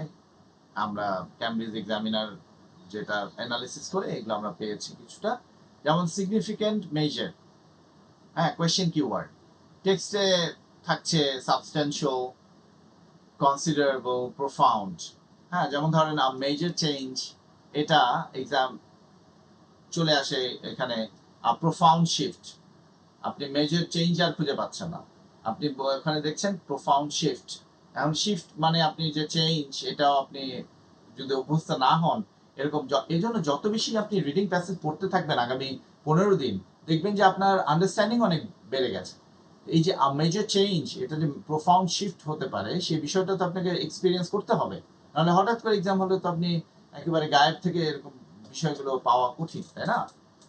সো টেক্সটে দেখেন এভাবে কোয়েশ্চেন কিওয়ার্ড থাকে ইনিশিয়ালি, ফার্স্ট, টেক্সটে প্যারাফ্রেজ করা থাকে at the outset, originally, early on. খেয়াল করেন তাহলে এটা মানে বোঝায় ফার্স্ট, এটা মানে বোঝায় ইনিশিয়ালি। যেমন initially ignored, so initially ignored সেটাকে যদি প্যারাফ্রেজ এভাবেও আমরা দেখা যায় যে ডিসরিগার্ডেড আর্লি অন, ডিসরিগার্ডেড আর্লি অন, তাহলে ইনিশিয়ালি ইগনোরড। হ্যাঁ, সো কিভাবে প্যারাফ্রেজ করে সেটা একটু আপনাদেরকে কিছুটা এক্সপিরিয়েন্স করার চেষ্টা করছি। স্টপ দেয়া আছে কোশ্চেনে, প্রিভেন্ট দেয়া আছে, টেক্সটে দেয়া আছে হল্ট, টেক্সটে দেয়া আছে কার্ভ, টেক্সটে দেয়া আছে ডিটার, ইম্পিট। হ্যাঁ, এই শব্দগুলো আমরা যেহেতু পরিচিত না, এগুলো আমরা বুঝেই উঠতে পারি না যে এখানে এটা বলছে। আমরা তো স্টপই খুঁজবো, আমরা তো প্রিভেন্টই খুঁজবো, তো সেই বিষয়টা আমরা তখন ওয়ার্ড ম্যাচ করতে গেলে ট্র্যাপে পড়ে যাওয়ার চান্সেসটা থাকে, কারণ সাধারণত কোয়েশ্চেন থেকে, নোশন থেকে টেক্সটে প্যারাফ্রেজ করা হয়। স্টপ পলিউশন, এখন এখানে স্টপ পলিউশন আর আপনি হয়তো সেটাকে প্যারাফ্রেজ করা আছে কার্ভ এমিশনস। ওকে, দেখেন এখানে ওয়ার্ড আপনি পাচ্ছেন কোয়েশ্চেনে ইনক্রিজ, রাইজ, আপনি প্যারাফ্রেজ পাচ্ছেন টেক্সটে সোর, সার্জ, এসকেলেশন, স্পাইক। এই যে স্পাইক হয়, এটা স্পাইকটা তো বুঝেন, এসকেলেশনটা অনেক ক্ষেত্রে আমরা যেহেতু এটার সাথে পরিচিত না, আমরা এটা বুঝে উঠতে পারি না। সার্জের সাথে আমরা পরিচিত না, আমরা শুধু একটা সার্চ মানে সার্চ বুঝি অনেক ক্ষেত্রে, আর এইখানে সার্জারি বুঝি, এরকম বিষয়টা হচ্ছে এইখানে ভার্বটাকে এভাবে সোর, সার্চ, এসকেলেশন ব্যবহার করতে পারে। এগুলো মানে কি ইনক্রিজ, এগুলো খেয়াল করবেন। আপনাদের কিন্তু রাইটিং মডিউল যখন পড়িয়েছি তখন কিন্তু আপনাদেরকে এই বিষয়গুলো বলেছি যে সিনোনিমাস ওয়ার্ড এভাবে বলতে পারেন। সো আর রাইজ ইন প্রাইসেস, সেখানে হয়তো টেক্সট আপনি প্যারাফ্রেজ করা আছে, আর সার্চ ইন কস্ট ধরতেই পারবেন, হ্যাঁ, অনেক ক্ষেত্রে। তাহলে এটা এক্সপিরিয়েন্স করতে হবে। Decrease, fall, plummet, decline, diminish, dip. So population falls, না এখানে প্যারাফ্রেজ করা আছে নাম্বারস ডিমিনিশ। তাহলে আপনি দেখেন এটার সাথে এটা মিলাতেই পারবেন না যে পপুলেশনটা কোথায় নাই, এটা কিভাবে হয়েছে। সো এখানে পপুলেশন মানে জনসংখ্যা, তাই না? পিপল মানে জনগণ, পপুলেশন হচ্ছে জনসংখ্যা, তো নাম্বারস ডিমিনিশ। ওই কনটেক্সটের মধ্যে যে এই সংখ্যার, মনে করেন পপুলেশন নিয়ে আলোচনা হচ্ছে, সেখানে নাম্বার ডিমিনিশ বলছে, সেখানে ওই পপুলেশনকে বোঝাচ্ছে। ডিফিকাল্ট, হার্ড দেয়া আছে কোয়েশ্চেন কিওয়ার্ড, কোয়েশ্চেনে টেক্সটে প্যারাফ্রেজ করা আছে চ্যালেঞ্জিং, ফর্মিডেবল, অডাস, অডাস। হ্যাঁ, এটা একসাথে ওয়ার্ডটা ARDOUS, হ্যাঁ, শব্দটা কিন্তু মানে প্রেজেন্টেশনে হয়তো এখানে চলে এসেছে, এই শব্দটাকে একসাথে লিখে দেয়, নাহলে আপনারা শব্দটা একসাথে না দেখলে হয়তো এটাকে মনে করতে পারেন একটা অদ্ভুত একটা শব্দ। ওকে, সো চ্যালেঞ্জিং, অডাস, ডিফিকাল্ট। এক্সাম্পল ধরেন এখানে এটাকে কিভাবে প্যারাফ্রেজ করে, হার্ড টাস্কের জায়গায় আপনি দেখছেন আ ফর্মিডেবল আন্ডারটেকিং, এরকম পাবেন কিন্তু আপনারা। আমি আগে ভাগে আপনাদেরকে এগুলো খেয়াল করিয়ে দিচ্ছি যে আপনারা বুঝবেন যে কিভাবে প্যারাফ্রেজ হতে পারে, সেটা কোনটাকে বোঝাচ্ছে। ভ্যারিয়াস বলেছে মেনি, ভ্যারিয়াস মেনি, এখানে টেক্সটে আছে an array of, a range of, diverse। So various মেথডের জায়গায় a diverse range of techniques, বুঝতে পেরেছেন? তো টেকনিক আর মেথড, এই যে এটার সাথে সম্পর্ক আছে, এটা আপনার জানতে হবে। তো এক্সপিরিয়েন্স না করলে কিভাবে জানবেন? শুধু এইভাবে ক্লাসে 2-3টা স্লাইডে দেখে আপনি মনে করলেন শিখে গেলেন, এই শেখা হবে না। আপনাকে এটা হাতে কলমে টেবিল চেয়ারে বসে সলভ করতে প্র্যাকটিস করবেন, সলভ করবেন, দেখবেন গ্র্যাজুয়ালি 7 দিন পর থেকে আপনি এই ব্যাপারগুলোকে অবজার্ভ করতে পারবেন এবং খেয়াল করতে পারবেন, এবং ধীরে ধীরে এই তখন যদি আপনি এই লেকচারটা এভাবে দেখেন, এই যে টেবিল করে দিয়েছি, তখন আপনার কাছে আরাম লাগবে। আর আপনি প্র্যাকটিস না করে এটাকেই দেখে যদি ঘুমিয়ে যান, মানে খুশি মনে যে তো আমার তো সব শেখাই হয়ে গেল কিভাবে প্যারাফ্রেজ করে, এই শেখা শেখা হচ্ছে না। সো সাকসেস অ্যাচিভমেন্ট, এটা breakthrough, feat, triumph, medical success, scientific breakthrough. বুঝতে পেরেছেন? সাইন্টিফিক ব্রেক থ্রু, ওখানে মেডিকেলে কোনো ছিটাফোটাই নেই। এখন ওই মেডিকেল রিলেটেডই ব্যাপারটা বলা হয়েছে, সেখানে মেডিকেল সায়েন্সের কথা বলা হয়েছে, সেখানকার সাইন্টিফিক ব্রেক থ্রু যেটা মেডিকেল সাকসেসের কথা বলা হচ্ছে। হ্যাঁ, old past, former, ancient, historic, preceding, old buildings, historic structures. হ্যাঁ, বিল্ডিংয়ের কথা নাই, তা আপনার কাছে মানে মেনে নেওয়াটা সহজ হবে না যদি না আপনি এটাকে এক্সপিরিয়েন্স করেন। এই জন্য বেশি করে প্র্যাকটিস, এক্সপিরিয়েন্স করতে হবে। Result, effect, consequence, outcome, implication, the result of war, the implication of conflict. ওয়ার্ডই নাই, শব্দ এখানে ওয়ার্ড নাই, কনফ্লিক্ট। কনফ্লিক্ট আপনি বলেন, কনফ্লিক্ট এমনি আমাদের কত ভাই বোনের কনফ্লিক্ট হয়, কিন্তু ওয়ার বলতে আপনি মনে করেন বিশাল গোলা বারুদের যে ব্যাপারটা, এই ব্যাপার। তো এইভাবেও প্যারাফ্রেজ করা থাকছে প্যাসেজগুলোতে। ওকে, ওয়ার্ড ম্যাচে ট্র্যাপে পড়বেন, মানে পড়ে যাবেন, অসুবিধা নেই, পড়বেন, কিন্তু এটা একটা ট্র্যাপ, এটাও আপনাকে আমাকে জানাতে হবে। The question and a paragraph share 3-4 identical words. The student sees the words, stop searching. ওই ওয়ার্ড দেখে যায়, মিলে যায়, বা ওখানেই ট্রু ফলস হলে তো কথাই নেই, একদম ট্রু দিয়ে দেয়, and assumes this is the answer. So reality হচ্ছে the context of the verb in the text contradicts the question. ওই verb দিয়ে কিন্তু ওখানে খেলাটা ঘুরিয়ে দেয়। সো এটাকে কিভাবে আমরা ফিক্স করব, সলভ করব, হাউ টু বিট ইট, এই বিষয়টা, চ্যালেঞ্জটাকে। If the words match perfectly, be suspicious. বেশি ভালো ভালো না, হ্যাঁ। তো এই বিষয়গুলো একটু সন্দেহপ্রবণ হতে, ওই যে গেছেন খুব আপনাকে একেবারে আজকে অনেক আদর যত্ন করতেছে, আচ্ছা না চাইতেই সবকিছু পাচ্ছেন, তো বুঝবেন যে কিছু একটা ব্যাপার আছে।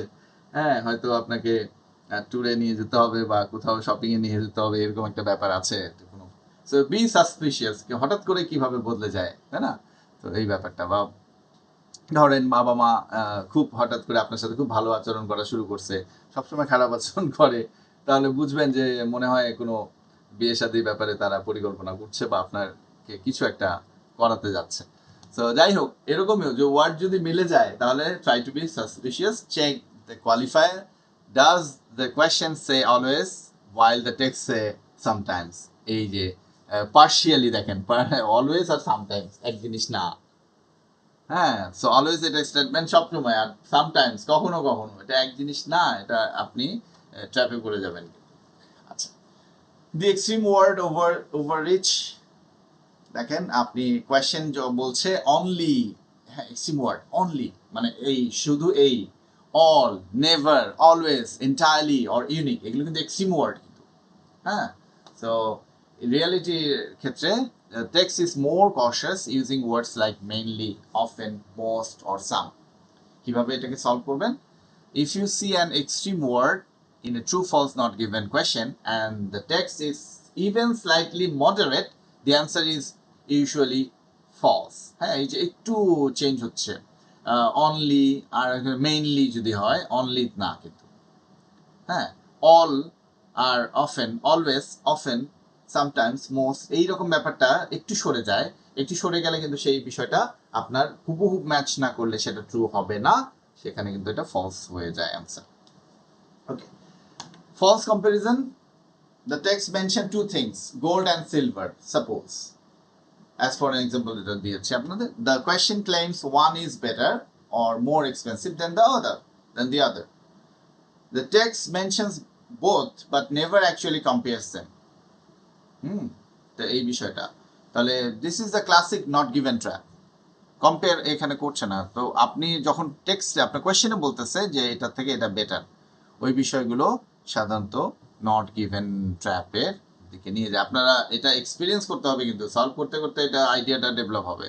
জাস্ট আমি বলে দিলাম আর আপনি বুঝে গেলেন এমনটা হবে না, হয় না সাধারণত, তাই না? স্টুডেন্টরা তো বুঝেই, আমি বললে বুঝে, কিন্তু সেটা এক্সিকিউশনে মানে যারা প্র্যাকটিস করে তারাই করতে পারেন না। Just because two items appear in the same paragraph does not mean a relationship exists between them. ওকে, দুটো সিলভার গোল্ড নিয়ে কথা বলেছে, তার মানে সেখানে কিন্তু কম্পারিজন নাই, কিন্তু আপনার কোয়েশ্চেনে বলা হয়েছে যে এটা থেকে এটা কম্পেয়ার করা হয়েছে। তো এই ক্ষেত্রে দেখা যায় মোস্ট অফ দ্য কেসেসে এখানে কম্পারিজন করা হয় না। দুটো যে বিষয়কে উপস্থাপন করা হয়। হ্যাঁ, এটা তো জাজমেন্টটা অনেক সময় এটাকে অ্যানালিটিক্যাল এবং জাজমেন্টাল টেক্সট নাও হতে পারে। সিচুয়েশন বলছে, ধরেন যে প্রাইস কোথায়, গোল্ডের প্রাইস কি, সিলভারের প্রাইস কি, বা এটা কিভাবে আমাদের উপকার করে, ওটা কিভাবে আমাদের ইম্প্যাক্ট ফেলে, মানুষের টেন্ডেন্সি কোনটাতে বেশি, এরকম আসতে পারে। কিন্তু আপনি যদি এখানে কম্পেয়ারের বিষয়টাকে নিয়ে যান তখন খেয়াল করবেন, এটা ভালোভাবে খেয়াল করার জিনিস। The middle of the block burial, এই ক্ষেত্রে আপনারা একটু ধরাটা খান। হ্যাঁ, যে আপনারা তো অভ্যস্ত ফার্স্ট লাইন আর লাস্ট লাইন পড়তে, তাই না? আপনারা তো অ্যান্সার এখানে খুঁজে বের করার চেষ্টা করেন, এবং আপনাদেরকে শেখানো হয়েছে সেটা, যে আপনি ফার্স্ট লাইন পড়বেন এবং লাস্ট লাইন পড়বেন, তাহলে বোঝা হয়ে গেল।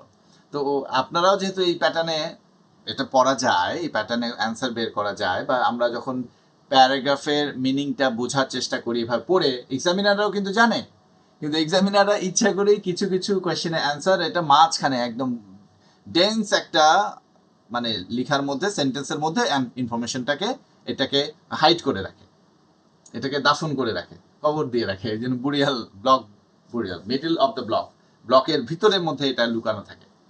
সো ফর ম্যাচিং ইনফরমেশন, বুঝতে পেরেছেন কোথায় কোনগুলো, এই যে কোয়েশ্চেন, যে ডিফিকাল্টিস, যে কোয়েশ্চেনের লেভেল বলেছি সেটার ক্ষেত্রে মাঝখানে এরা এটাকে হাইড করে রাখে, আড়াল করে রাখে, ইচ্ছা করে আপনার চোখের আড়াল করে রাখে। তার মানে এটা একটু ডিফিকাল্ট লেভেল, আপনি খুঁজে, কেউ যদি আপনার থেকে কোনো কিছু আড়াল করতে চায় তাহলে আপনি তো সেটা খুঁজে পেতে একটু কষ্ট হবে, তাই না? তো এইগুলো হচ্ছে ম্যাচিং হেডিং, ম্যাচিং ইনফরমেশনের ক্ষেত্রে, এই ম্যাচিং ইনফরমেশন বিশেষ করে এটার ক্ষেত্রে মাঝখানে ইনফরমেশনটা আড়াল করা থাকে। So examiners intentionally bury the specific detail in the exact middle of a long dense paragraph, বড় বড় প্যারাগ্রাফগুলোর মধ্যে এটা মাঝখানে ঢুকানো থাকে। সো এটা কিভাবে, আপনি ওই যে এস প্যাটার্নে এভাবে যখন আপনি এভাবে চোখ বুলায় এভাবে এভাবে দেখে যাবেন, তখন এই বিষয়টা স্ক্যান হয়ে বের হয়ে আসবে, বুঝতে পেরেছেন? আপনি শুধু এই লাইন বাই লাইন এভাবে ওয়ার্ড বাই ওয়ার্ড পড়ে গেলে চোখের আড়াল হয়ে যাবে, কিন্তু আপনি যখন এভাবে এই করবেন, একটা জাল দিয়ে মাছ ধরার মতো। Use the S pattern scanning to ignore the first and last sentence and X-ray the middle of for your visual anchors.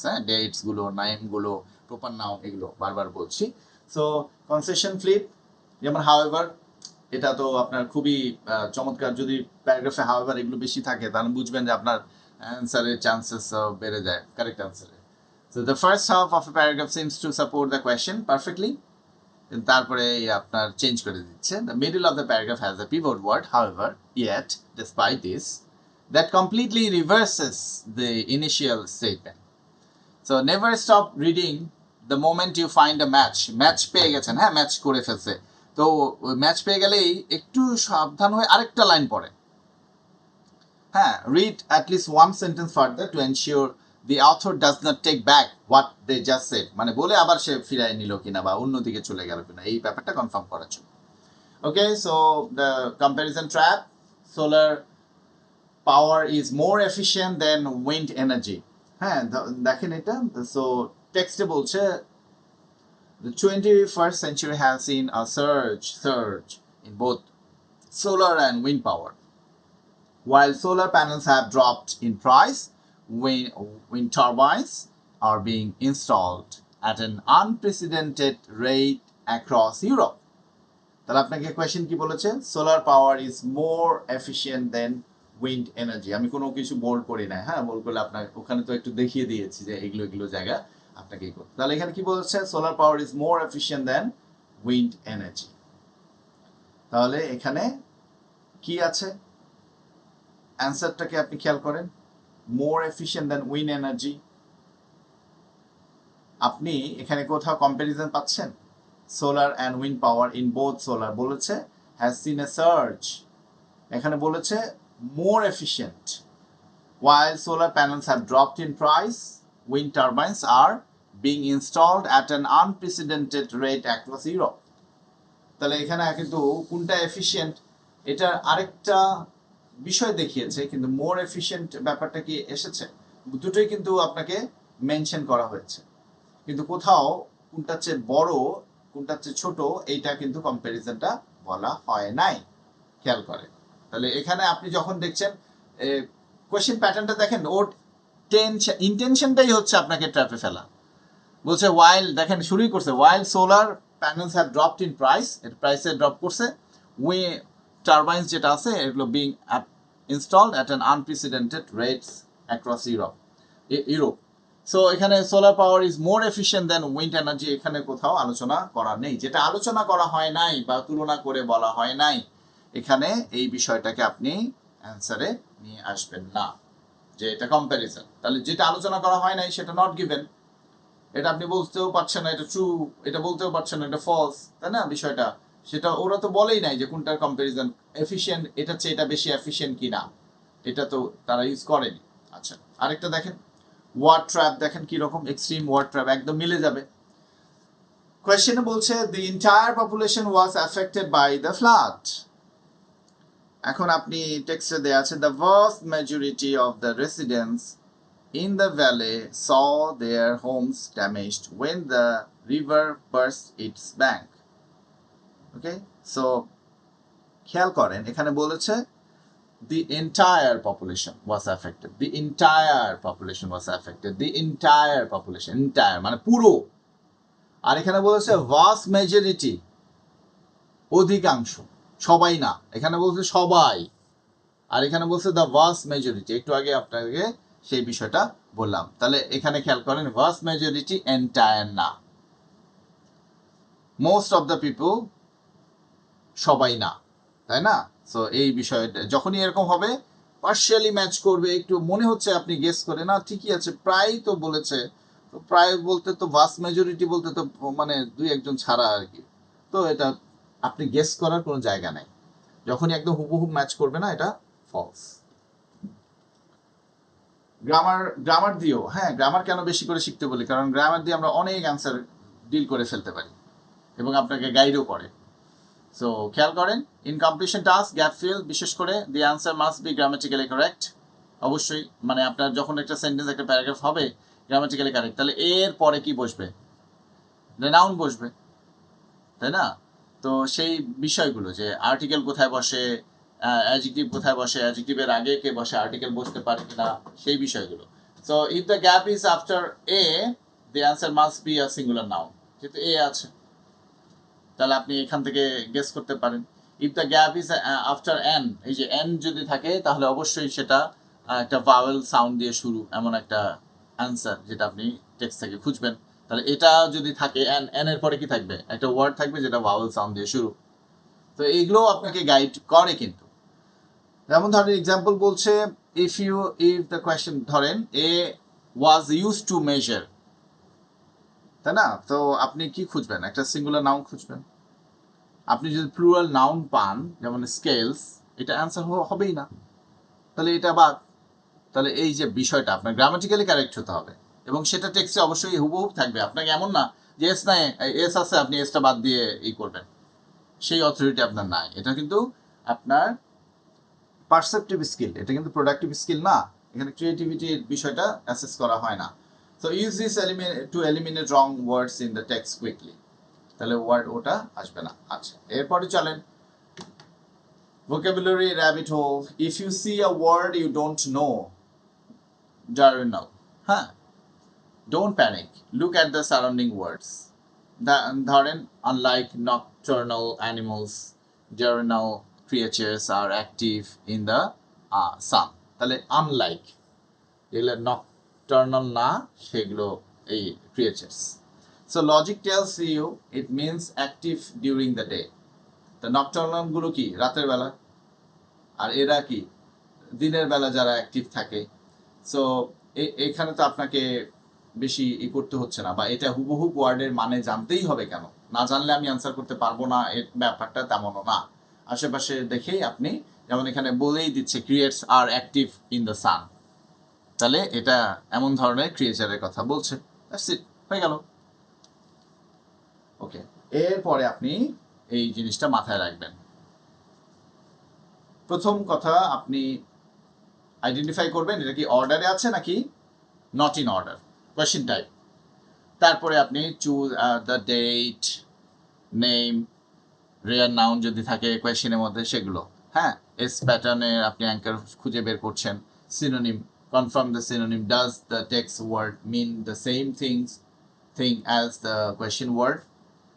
এরপরে আপনি আরেকটা জিনিস খুব মনোযোগ দিয়ে খেয়াল করবেন, নো মোর দেন 2 ওয়ার্ড নাকি নো মোর দেন 3 ওয়ার্ডস, এইটা কিন্তু অবশ্যই পড়তে হবে আপনার কোয়েশ্চেন ইনস্ট্রাকশন, এটা ভুলবেন না কখনো পড়তে।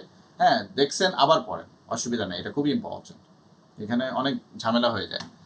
So acknowledge the loss, you cannot read passage 3 fully, পুরোটাই পড়তে পারবেন না, এটাকে আপনাকে বুঝতে হবে, মেনে নিতে হবে, এবং সেটা কিভাবে স্ট্র্যাটেজি মেনটেন করে আপনি মানে অ্যান্সার বের করবেন সেটাই আপনার টাস্ক। সেই দিন আপনার রিডিং প্যাসেজ পড়া টাস্ক না, এখন আপনার রিডিং প্যাসেজ পড়ে পড়ে নিজেকে উন্নত করা, ভোকাবুলারি গ্যাপগুলো, understanding, sentence understanding, text understanding, paragraph understanding, এগুলো আপনার এখন ডেভেলপ করার সময়।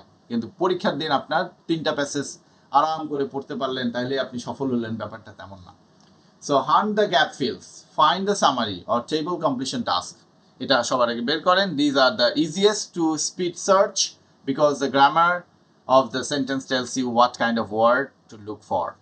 টু আছে, এরপরে ভার্ব হবে, এই যে বিষয়গুলো আপনার খুবই ইজি, মানে গ্যাপ ফিলটাকে এটা লোকেশনটা বের করে এটা অ্যান্সার করে ফেলেন, আপনাকে এটা মানে কি বলে স্পিড দিবে এবং আপনার মোটিভেশনটা পাবেন। The capital letter scan, search for any question with a name or country. These are the fastest to find in a dense text. এটা আপনারাও এগ্রি করবেন। Strategy guessing, never leave a blank in the last 2 minutes. Fill all meaning, all remaining true false not given question with true or false. হ্যাঁ, একদম শেষের দিকে মনে করেন আপনার ব্ল্যাঙ্ক ফেলে রাখছেন, আপনি অ্যান্সারই বের করতে পারেননি, শেষ মিনিটে কি করবেন? আপনি ব্ল্যাঙ্ক রাখার দরকার কি? নেগেটিভ মার্কিং নাই তো, তাহলে হয় আপনি সবগুলো ট্রু দিয়ে দেন বা ট্রু সবগুলো ফলস, অন্তত 3টা যদি বাদ থাকে একটা তো ট্রু হতে পারে, তাহলে 3টা থেকে 0, 3টাতে পাওয়ার থেকে একটা তো আপনার এইরকম, হ্যাঁ, যেটা আপনারা ছোটবেলায় করে থাকতেন যে একেবারে উবু আকাশ থেকে নেমে এলো ছোট্ট একটি প্লেন, এইসব করে করে আপনারা এভাবে গেস করে ফেলেন, তাই না? 1 2 3 4। সো এইভাবে আপনার you will statistically get 20 to 30% correct, এটা হতে পারে। আমার কথা হচ্ছে কোনো ফাঁকা রাখা যাবে না, এইটা বলার উদ্দেশ্য এটা। কটা হবে কটা হবে না সেটা পরে ব্যাপার, ফাঁকা রাখা যাবে না। Stop subvocalising, do not say the words in your head as you read, it limits your speed to your speaking speed. খেয়াল করবেন, খুব ইম্পর্টেন্ট, এটা ভালোভাবে মনে রাখবেন একেবারে, মানে আপনি বলতেছেন আর ওইটা মাথায় ওই শব্দটাকে আপনি পড়তেছেন এরকম যেন না হয়। আপনি just you will glimpse bird's eye view, you will have a bird's eye view, মানে দেখে যাবেন, কিন্তু ওয়ার্ডকে ব্রেইনে পড়বেন না, তাহলে আপনার স্পিডটা কমে যাবে, পড়ার স্পিড, এটা খেয়াল রাখবেন। ওকে, সো কোয়ালিফায়ার যে বিষয়টা, এটাও একটা trap. Look for words like most, some, few, always, often, এগুলো যদি থাকে এগুলো কিন্তু আপনার এই যে ট্রু ফলস এই ব্যাপারগুলো আপনাকে নিশ্চিত করে দেয়। হ্যাঁ, this turn are true into a false, যদি সাম, ফিউ থাকে আর ওখানে মোস্ট থাকে, এভরিওয়ান থাকতে, হ্যাঁ, সো এখানে ফিউ, এগুলো কিন্তু খুব জায়গা, এগুলো দিয়ে থাকলেই আপনি বুঝবেন যে এটা এই ট্রু থেকে ফলসে চলে আসে। ওকে, সো টাইটেল পাওয়ার, টাইটেলের ব্যাপারটা পড়তে বলেছি। নেভার ইগনোর দ্য টাইটেল, কখনোই করবেন না। It gives you the context needed to understand synonyms. As for example, if the title is Marine Life, the word school in the text likely means fish, not education. হ্যাঁ, তা marine লাইফের ক্ষেত্রে স্কুলটা কিন্তু আপনার এডুকেশনের কথা বলছে না। হ্যাঁ, তো ওখানে মেরিন লাইফের ইয়েটা আলাদা আলাদা সেগমেন্ট, যে মাছের যে আলাদা আলাদা ক্লাস সেই ধরনের। ওকে, সো এবার আপনি চেকলিস্ট, আপনার ক্লোজিং চেকলিস্ট আপনি যখন পরীক্ষা দিচ্ছেন, did I match the meaning or just the words, is there a however but that changes the answer, does the question use an extreme word, only, all, এই ধরনের, am I spending more than 2 minutes on one needle in a haystack, মানে মনে করি যে একটা কাটা ফুটছে না, ওটার জন্য আমরা অনেকক্ষণ ধরে খোঁজার চেষ্টা করি, এই মানে আপনি একটা খড়ের গদার মধ্যে একটা সুই হারিয়ে গেছে, ওইটা খোঁজার জন্য যদি আপনি 2 মিনিটে বেশি মানে সময় নষ্ট করেন, ওটা খুঁজে পাবেন না, এইরকম একটা বিষয়। এগুলো আপনার চেকলিস্ট, আপনার মাথায় এগুলো খেয়াল করবেন।